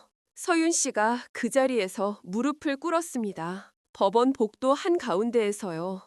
어머님, 시아버님 살려주셔서 정말 감사합니다. 지나가던 사람들이 다 멈춰서 쳐다봤어요. 서윤 씨, 일어나세요. 사람들이 다 쳐다봐요. 어머님, 이혼하시면 안 돼요. 제발. 어머님은 생명의 은인이세요. 우리 가족의 은인이에요. 이혼은 안 됩니다. 엘리베이터 앞에서 우진 씨가 이쪽을 보고 있었어요. 표정이 굳어 있었습니다. 서윤 씨가 계속 울고 있었어요. 어머님, 제발 다시 생각해 주세요. 저도 눈물이 났습니다. 서윤 씨, 고마워요. 하지만 이미 늦었어요. 아니에요. 늦지 않았어요. 복도에 울음소리만 울렸습니다. 우진 씨가 천천히 이쪽으로 걸어왔어요. 무릎 꿇은 아내를 봤습니다. 그리고 저를 봤습니다. 제 손등을 봤어요. 상처를. 우진 씨 얼굴이 하얗게 변했습니다. 설마. 서윤 씨가 남편을 봤어요. 여보, 어머님이 시아버님을 구원분이셔. 우진 씨가 얼어붙었습니다. 어머님이? 저는 고개를 숙였어요. 죄송합니다. 말씀 못 드려서. 우진 씨가 한참 말이 없었습니다. 그리고 천천히 고개를 숙였어요. 감사합니다. 목소리가 떨리고 있었습니다. 그 한마디에 제 눈물이 쏟아졌습니다. 법원에서 그날 이혼 조정은 다음 주로 연기됐습니다. 서윤 씨가 남편을 설득하겠다고 했어요. 하지만 저는 마음이 더 복잡해졌습니다. 집으로 돌아오는 길 지하철 안에서 계속 생각했어요. 우진 씨가 알았어. 내가 남편을 구한 사람이라는 걸. 이제 어떻게 되는 거지? 집에 도착했습니다. 현관문을 열고 들어갔을 때 핸드폰이 울렸어요. 혜진이었습니다. 엄마. 목소리가 떨리고 있었어요. 왜 그래? 무슨 일 있어? 엄마, 준호가 큰일 났어. 준호가 왜? 무슨 일인데? 준호가 SNS에 학폭 가해자 폭로했어. 심장이 철렁 내려앉았습니다. 학폭? 준호가 당한 거 말하는 거야? 응, 자기를 괴롭힌 사람 이름을 공개했어. 누구인데? 혜진이가 한참 말이 없었어요. 정우진. 전화기를 떨어뜨릴 뻔했습니다. 뭐라고? 우진 씨, 엄마, 남편, 아들, 그 사람이 준호를 괴롭혔대. 머릿속이 하얗게 됐습니다. 그게 사실이야? 준호가 거짓말할 애 아니잖아. 증거도 있대. 사진이랑 문자 캡처. 다리에 힘이 풀렸어요. 소파에 주저앉았습니다. 지금 준호는 어디 있어? 집에 있어. 방에서 안 나와. 금방 갈게. 전화를 끊고 가방을 들었어요. 혜진이 집으로 향했습니다. 지하철을 타고 가는 내내 머릿속이 복잡했습니다. 우진 씨가 준호를 괴롭혔다고? 중학생 때? 혜진이 집에 도착했습니다. 문을 열고 들어갔어요. 엄마, 혜진이가 눈이 빨갛게 부어 있었어요. 준호는? 방에 있어. 문 잠그고 안 나와. 준호 방문 앞에 섰습니다. 노크했어요. 준호야, 할머니야, 문 열어줄래? 대답이 없었습니다. 준호야, 할머니랑 얘기 좀 하자. 한참 있다가 문이 열렸어요. 준호가 서 있었습니다. 17살, 고등학생. 얼굴이 창백했어요. 눈은 퉁퉁 부어 있었어요. 할머니, 안아줬어요. 준호가 제 품에서 울었어요. 괜찮아, 괜찮아. 거실로 나왔습니다. 셋이 앉았어요. 준호야, 할머니한테 얘기해 줄래? 무슨 일이 있었는지. 준호가 고개를 숙인 채 말했습니다. 할머니, 저 중학생 때 괴롭힘 당했어요. 그래, 엄마한테 들었어. 3년 동안이었어요. 중1부터 중3까지 손을 떨고 있었어요. 선배 한 명이 저를 맨날 괴롭혔어요. 어떻게 괴롭혔는데? 돈 빼앗고, 가방 뒤집고, 화장실에 가두고, 때리고. 목소리가 점점 작아졌어요. 급식 먹을 때 제 밥에 침 뱉고, 친구들 앞에서 무릎 꿇리고, 가슴이 찢어지는 것 같았습니다. 그 사람이 정우진이라고? 네. 확실해? 네. 절대 잊을 수 없어요. 그 얼굴, 그 목소리. 준호가 핸드폰을 꺼냈어요. 사진을 보여줬습니다. 중학교 졸업 앨범 사진이었어요. 우진 씨 얼굴이 표시돼 있었어요. 이 사람이에요. 3학년 선배였어요. 사진 속 우진 씨는 15살쯤 돼 보였어요. 지금과 얼굴이 비슷했습니다. 증거가 더 있어? 준호가 핸드폰을 넘겼습니다. 문자 캡처 화면이 있었어요. 내일 5만 원 가져와. 안 가져오면 죽는다. 화장실 앞으로 나와. 10분 안에. 친구들한테 말하면 너 가족도 다친다. 보내는 사람 정우진. 날짜 2012년. 손이 떨렸습니다. 이걸 왜 이제 말하는 거야? 무서웠어요. 신고하면 보복당할까다. 그런데 지금은 더 이상 참을 수 없었어요. TV에서 그 사람 얼굴 봤는데 멀쩡하게 잘 살고 있더라고요. 대기업 임원이라고. 준호가 울었어요. 저는 그 일 때문에 고등학교도 제대로 못 다녔어요. 사람들이 무서워서 방에만 틀어박혀 있었어요. 그랬구나. 할머니, 제가 잘못한 건가요? 폭로한 거? 안아줬어요. 아니야, 잘못한 거 아니야. 준호가 용기 낸 거야. 그날 저녁 집으로 돌아와 TV를 켰습니다. 뉴스에 나오고 있었어요. 학교 폭력 피해자의 용기 있는 폭로가 화제입니다. 화면에 준호가 나왔어요. 얼굴은 모자이크 처리됐지만 목소리는 나왔습니다. 저는 중학교 1학년 때부터 3년까지 한 선배에게 괴롭힘을 당했습니다. 기자가 물었어요. 어떤 괴롭힘이었습니까? 금품 갈취, 폭행, 협박 3년 동안 계속됐습니다. 가해자는 지금 어떻게 지내고 있습니까? 대기업 임원으로 일하고 있습니다. 멀쩡하게 잘 살고 있어요. 가해자 이름을 밝힐 수 있습니까? 준호가 잠시 망설이다 말했습니다. 정우진입니다. 화면이 바뀌었어요. 우진 씨 회사 건물이 나왔습니다. 기자가 회사 앞에서 리포트하고 있었어요. 정우진 씨는 현재 이 회사 임원으로 재직 중입니다. 회사 측은 사실 확인 중이라고 밝혔습니다. TV를 껐습니다. 핸드폰이 울렸어요. 혜진이었습니다. 엄마, 지금 인터넷 난리 났어. 준호 이야기가 실시간 검색어에 올랐어. 느래? 사람들이 우진 씨 회사에 항의 전화하고 있대. 회사 앞에 기자들도 몰렸대. 한숨이 나왔습니다. 엄마, 그리고 한 가지 더 있어. 뭔데? 엄마, 저 우진 씨 회사에서 일했잖아. 그래, 저 2달 전에 해고당했어요. 우진 씨가 구조조정이라고 했어요. 근데 다른 사람들은 다 남고 저만 잘렸어요. 왜 이제 말해? 엄마, 힘들까봐 말 못했어요. 눈물이 났습니다. 우진 씨가 너를 해고했다고? 네. 그 사람은 내가 네 엄마인 줄 알았을까? 모를 거예요. 저 성이 다르잖아요. 아빠 성 따라서 전화를 끊었습니다. 머릿속이 복잡했어요. 우진 씨는 내 손자를 괴롭혔고 내 딸을 해고했어. 그리고 내가 그 사람 아버지를 구했어.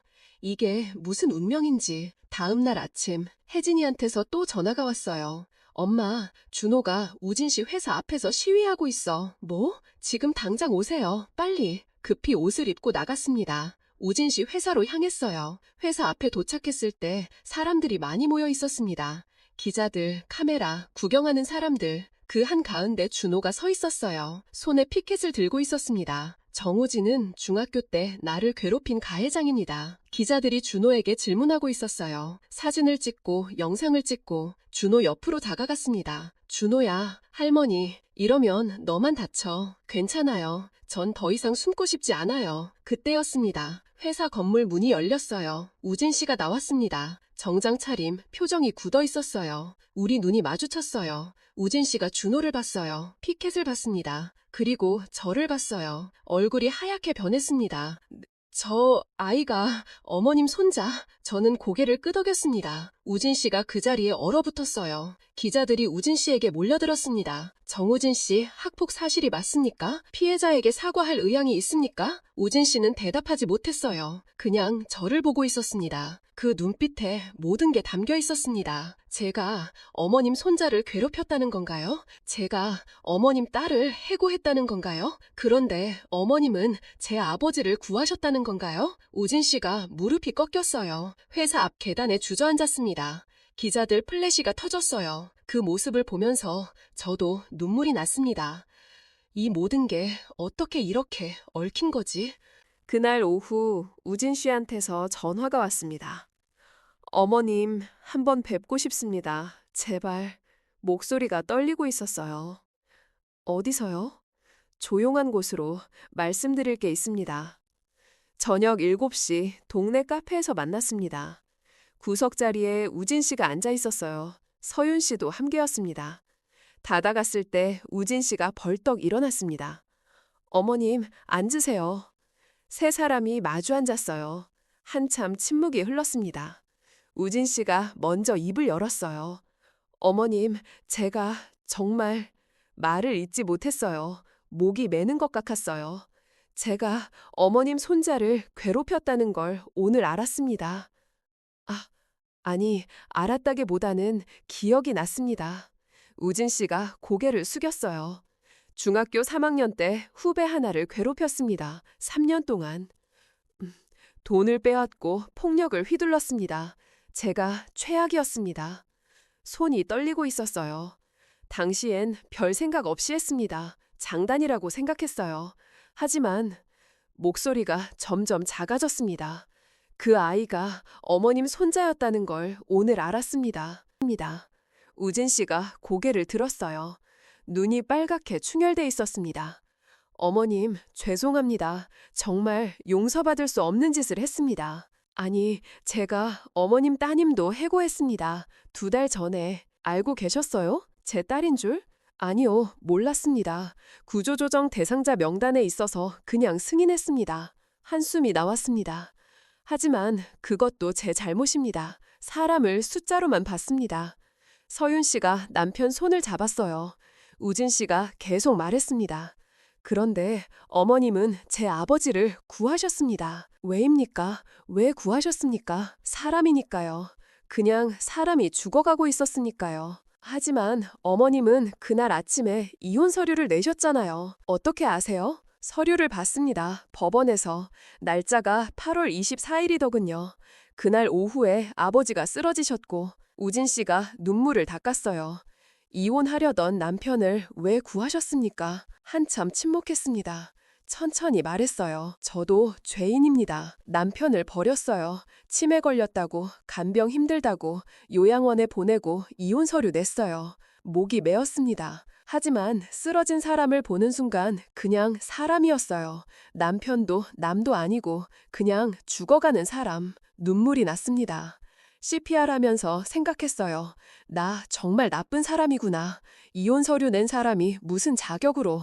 하지만 멈출 수가 없었어요. 서윤 씨가 제 손을 잡아줬어요. 그러니까 우진 씨, 우리 모두 죄인입니다. 저도 우진 씨도. 우진 씨가 고개를 떨고 왔어요. 어머님, 죄송합니다. 정말 죄송합니다. 저도 미안해요. 끝까지 모시겠다고 약속하고 지키지 못해서. 3사람 모두 울고 있었습니다. 한참 있다가 서윤 씨가 가방에서 노트 하나를 꺼냈어요. 어머님, 이거 보셨어요? 뭔데요? 시아버님 일기장이에요. 요양원에서 가져왔어요. 일기장을 받아들였습니다. 펼쳤어요. 영호 씨 글씨였습니다.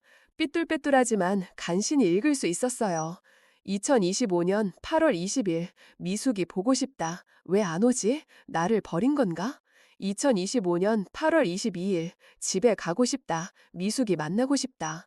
2025년 8월 24일 오늘 나간다. 미숙이 찾으러 간다. 마지막으로 얼굴 보고 싶다. 8월 24일 남편이 쓰러진 날 손이 떨렸습니다. 남편이 저를 찾으러 나온 거였어요. 서윤 씨가 고개를 끄덕였어요. 네, 시아버님이 요양원에서 탈출하신 겁니다. 어머님을 찾으러. 그래서 강남역에. 아마 어머님 일하시는 곳을 찾아가시려던 것 같아요. 근처였잖아요. 가슴이 무너져 내렸습니다. 제가 그날 아침에 이혼 서류 냈는데 남편은 저를 찾으러 나온 거였어요. 일기장을 꽉 쥐었습니다. 제가 얼마나 나쁜 사람인지 서윤 씨가 말했어요. 어머님, 시아버님은 지금도 어머님 찾으세요. 매일. 지금도요? 네, 요양원에서 계속 물으세요. 미숙이 어디 갔냐고, 왜 안 오냐고. 눈물이 멈추지 않았습니다. 제가 가봐야 하나요? 어머님, 가주세요. 제발. 우진 씨도 고개를 들었어요. 어머님, 제가 잘못했습니다. 처음부터 어머님을 오해했습니다. 아니요, 재산 노린다고 생각했어요. 하지만 그것과 별개로 어머님은 아버지 곁에 계셔야 합니다. 일어나세요. 사람들이 봐요. 어머님, 제발 아버지를 다시 만나주세요. 마지막까지 함께 해주세요. 서윤 씨도 함께 무릎을 꿇었어요. 어머님, 저희가 도와드릴게요. 간병도 병원비도 제발 아버지 곁에 계셔주세요. 카페 사람들이 다 쳐다봤습니다. 하지만 신경 쓸 수 없었어요. 일어나세요. 둘 다 제발 대답해 주세요. 어머님, 한참을 고민했습니다. 알았어요. 남편 만나러 갈게요.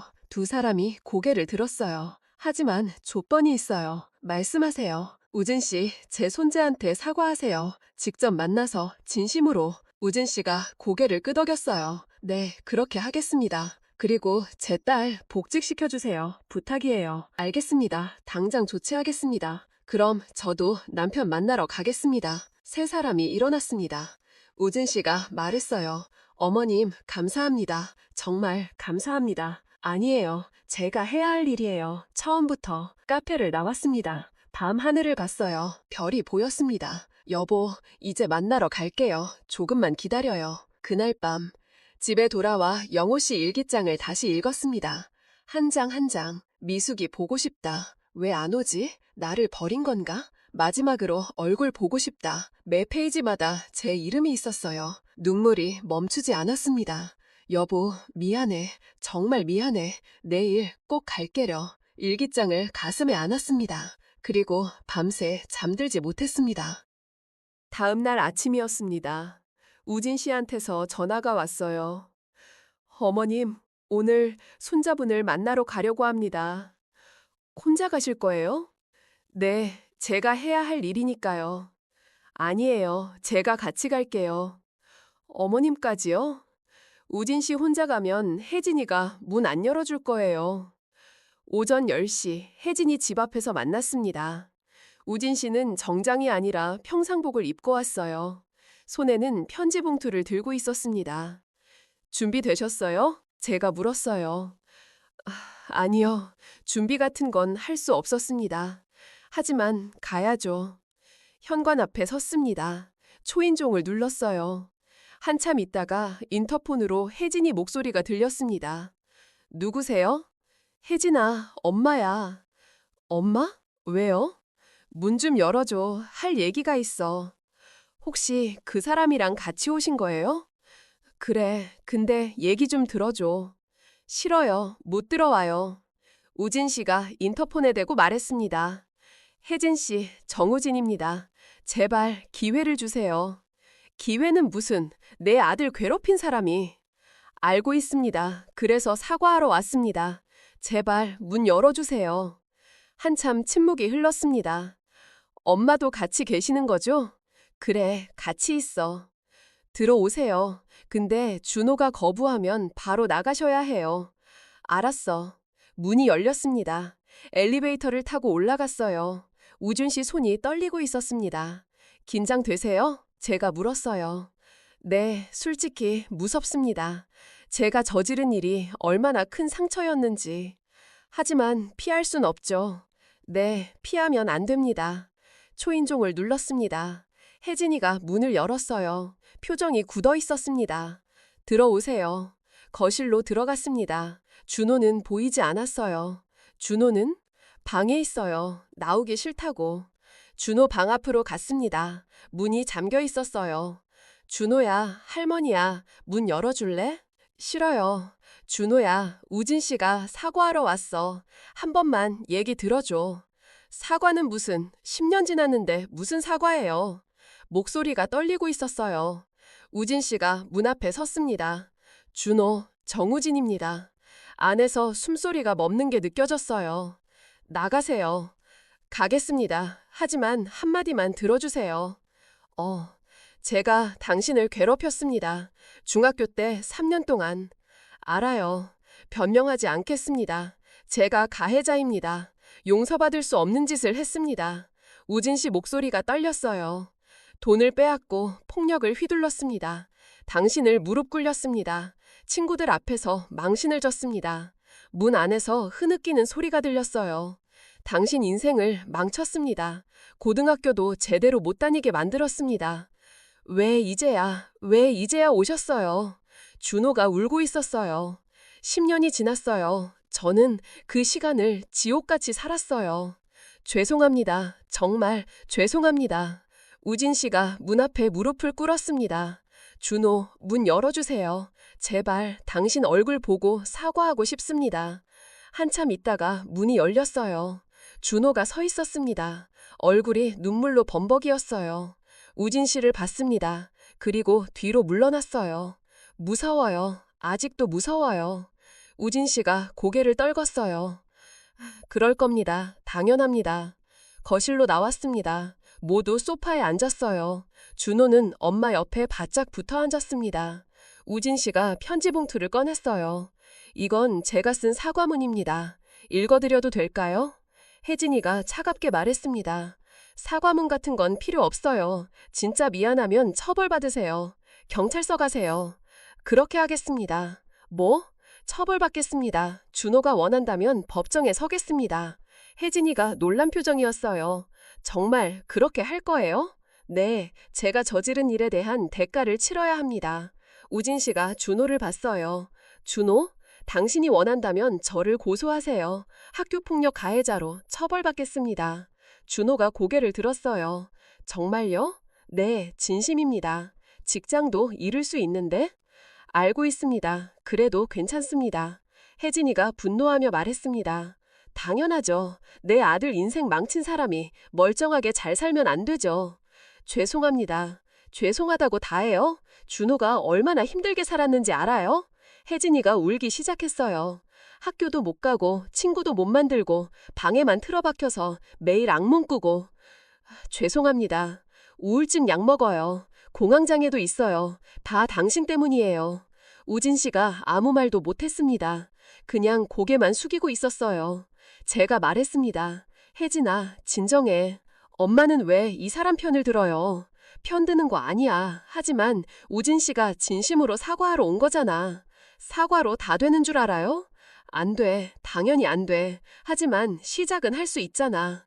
혜진이가 눈물을 닦았어요. 준호가 조용히 말했습니다. 엄마, 왜 준호야? 저는 처벌보다는 뭐? 진심 어린 사과를 원했어요. 혜진이가 아들을 봤어요. 준호야, 무슨 소리야. 이 사람 처벌해야지. 엄마, 저 복수하려고 폭로한 거 아니에요. 그럼? 그냥 인정받고 싶었어요. 제가 겪은 일이 잘못된 일이었다는 걸. 그리고 사과받고 싶었어요. 준호가 우진 씨를 봤어요. 우진 씨, 정말 미안한 거예요? 네, 진심입니다. 법정 가는 게 무섭지 않아요? 무섭습니다. 하지만 마땅히 받아야 할 처벌입니다.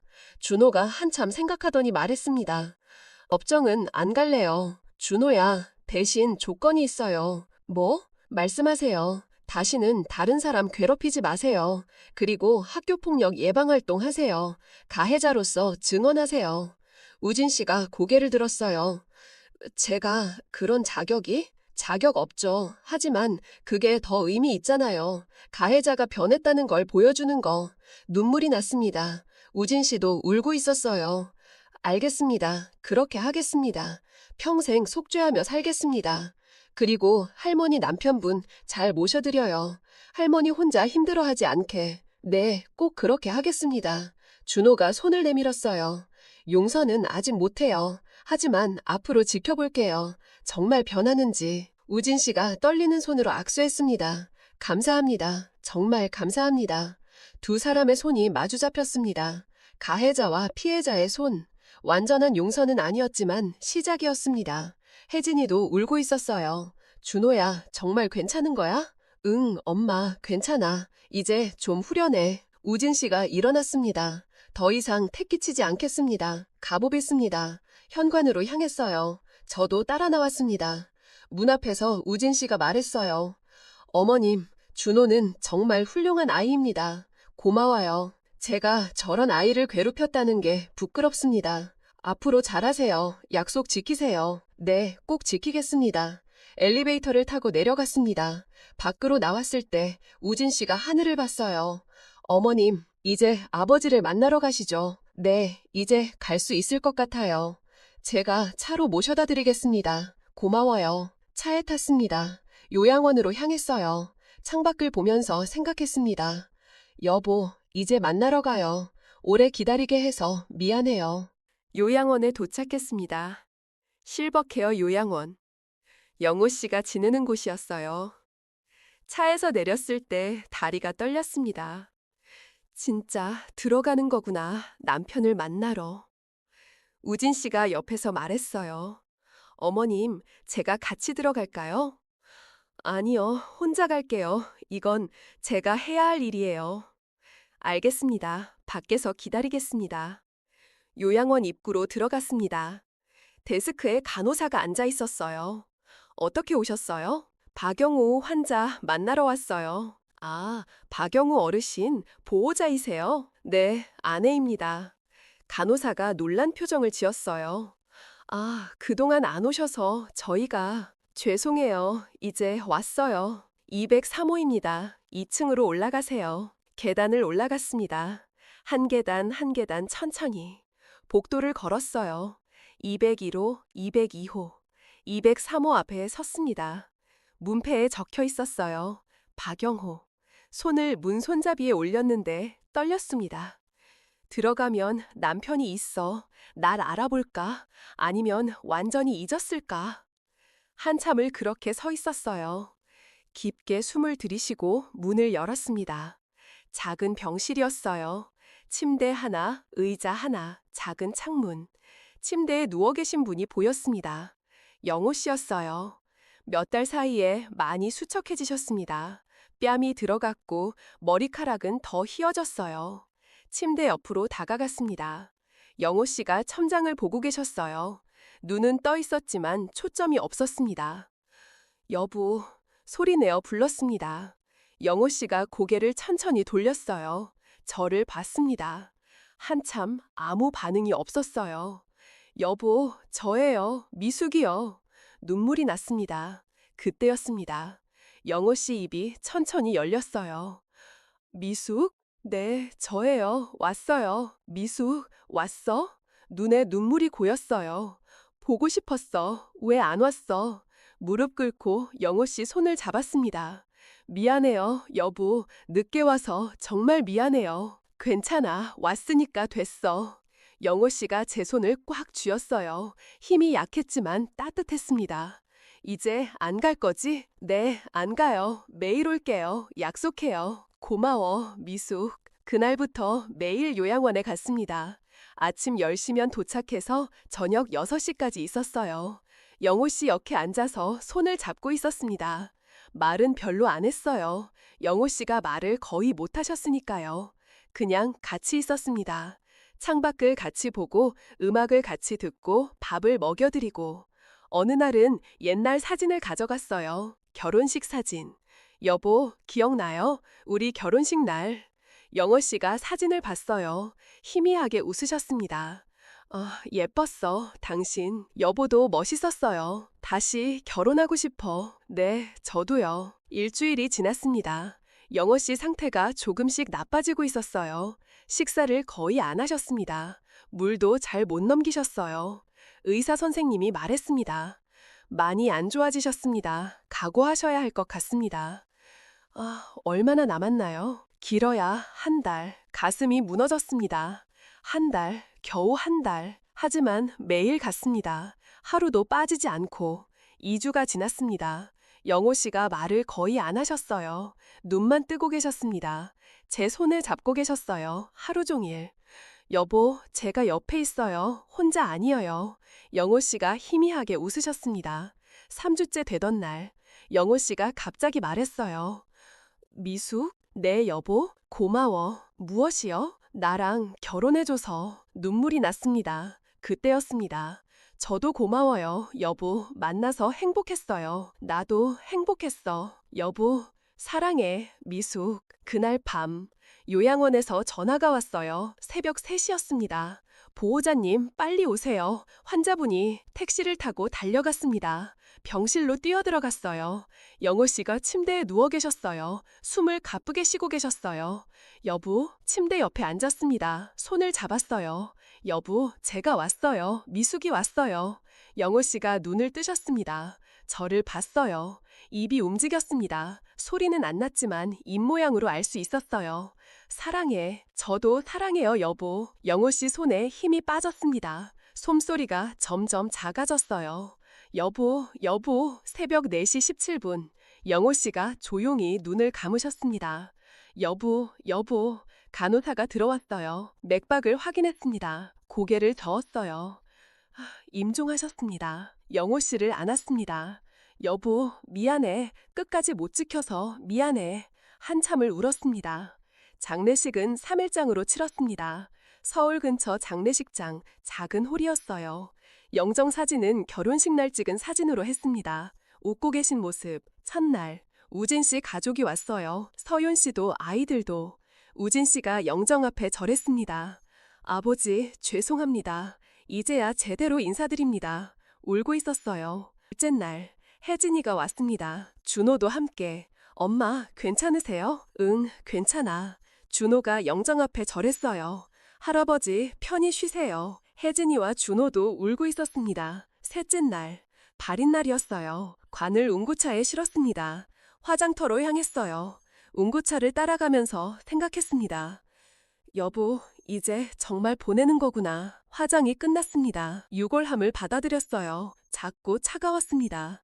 이 작은 함 속에 남편이 들어있다니 납골당에 안치했습니다. 명패에 적었어요. 고인 박영호, 1947년생 2025년 12월. 그 옆에 빈자리가 하나 있었어요. 제 자리였습니다. 여보, 제가 가면 여기 올게요. 같이 있어요. 장례식이 끝나고 우진 씨가 찾아왔어요. 어머님, 아버지 유언장이 있습니다. 유언장이요? 봉투를 건네줬어요. 뜯어서 읽었습니다. 영호 씨 글씨였어요. 치매 걸리기 전에 쓴 것 같았습니다. 나 박영호는 이 유언장을 남깁니다. 내가 죽으면 모든 재산을 아내 강미숙에게 남깁니다. 집도 예금도 모든 것을. 미숙이는 내 인생의 마지막 행복이었습니다. 우진아, 내 어머니는 아니지만 아버지가 사랑한 사람입니다. 부디 잘 모셔다오. 2024년 6월 작성, 박영호. 눈물이 쏟아졌습니다. 여보, 고마워요. 정말 고마워요. 우진 씨도 울고 있었어요. 어머님, 아버지 뜻대로 모든 재산은 어머님 것입니다. 이의 없습니다. 고마워요, 우진 씨. 제가 더 감사합니다. 아버지를 마지막까지 지켜주셔서. 그날 밤, 집에 돌아왔습니다. 텅 빈 집, 이제 정말 혼자였어요. 침대에 누웠습니다. 영호 씨가 주무시던 자리를 만졌어요. 차가웠습니다. 여보, 잘 가요. 편히 쉬어요. 눈을 감았습니다. 그리고 오랜만에 편히 잠들었습니다. 1년이 흘렀습니다. 2026년 11월. 남편이 떠나고 꼭 1년이 지났어요. 매주 토요일 아침이면 납골당에 갔습니다. 오늘도 그랬어요. 여보, 왔어요. 영호 씨 명패 앞에 꽃을 놓았습니다. 국화꽃이었어요. 요즘 날씨가 많이 추워졌어요. 여보는 추운 거 싫어했잖아요. 그래도 거기는 따뜻하죠? 대답은 없었지만 괜찮았습니다. 저는 잘 지내고 있어요. 혜진이랑 준호도 잘 지내고 우진 씨도 자주 연락해요. 명패를 쓰다듬었어요. 여보 덕분에 우리 모두 가족이 됐어요. 납골당을 나왔을 때 핸드폰이 울렸습니다.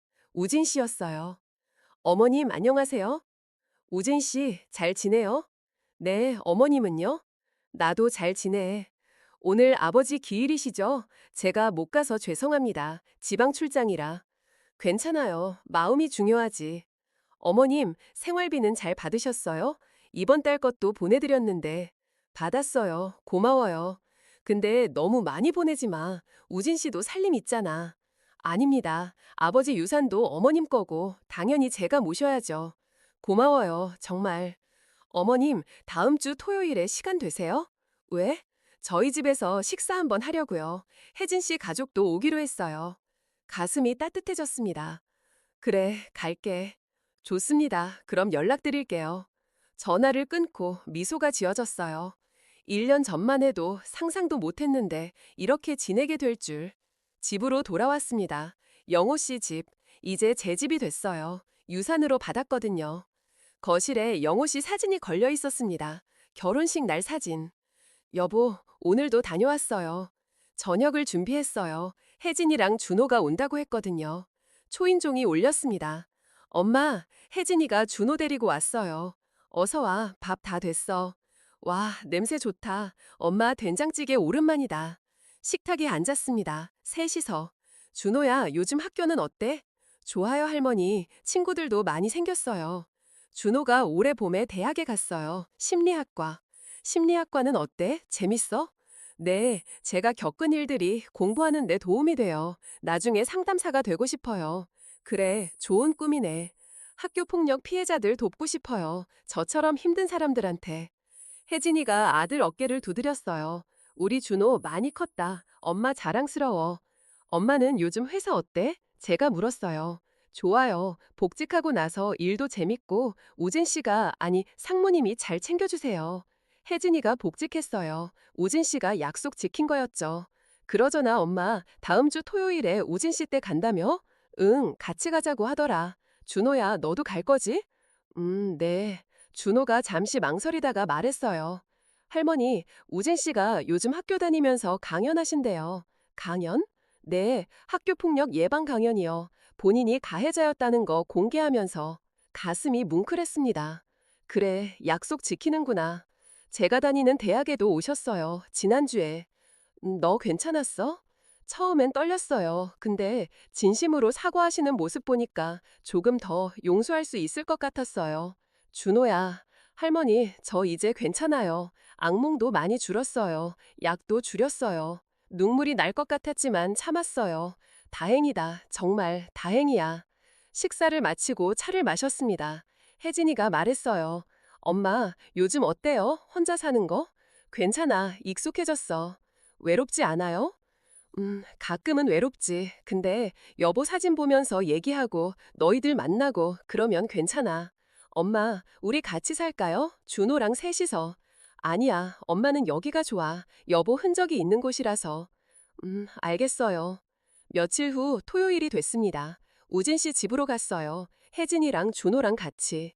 우진 씨네 아파트는 넓었습니다. 30평대쯤 됐어요. 어서 오세요, 어머님. 서윤 씨가 반갑게 맞아줬어요. 아이들도 나와서 인사했습니다. 할머니, 그래, 잘 컸네. 거실에 들어갔을 때 테이블에 음식이 가득했어요.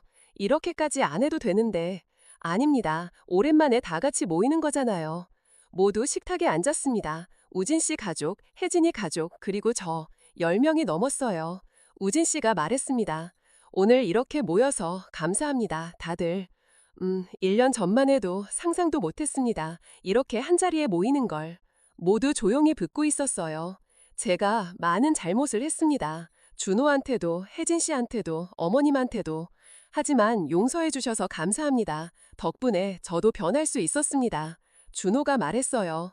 저도 용기 낼 수 있어서 다행이에요. 폭로하지 않았으면 평생 숨어 살았을 거예요. 혜진이가 덧붙였어요. 우리 모두 서로 덕분에 여기까지 왔어요. 서윤 씨가 말했습니다. 시아버님 하늘에서 보고 계시겠죠? 우리 이렇게 잘 지낸다고 안심하시라고. 제가 말했습니다. 여보, 고마워요. 여보 덕분에 우리가 진짜 가족이 됐어요. 모두 눈물을 닦았어요. 우진 씨가 잔을 들었습니다. 그럼 아버지를 위해 그리고 우리 가족을 위해 건배할까요? 건배! 모두 잔을 부딪혔습니다. 아이들 웃음소리가 울렸어요. 음식을 먹으면서 이런저런 이야기를 나눴습니다. 준호 대학 이야기, 혜진이 회사 이야기, 우진 씨 강연 이야기. 웃고 떠들고 행복한 시간이었어요. 이게 가족이구나. 저녁이 되어 집으로 돌아왔습니다. 혼자 남았어요. 거실 소파에 앉아서 창밖을 봤습니다. 달이 떠 있었어요. 여보, 봐요. 오늘 정말 좋았어요. 영호 씨 사진을 봤어요.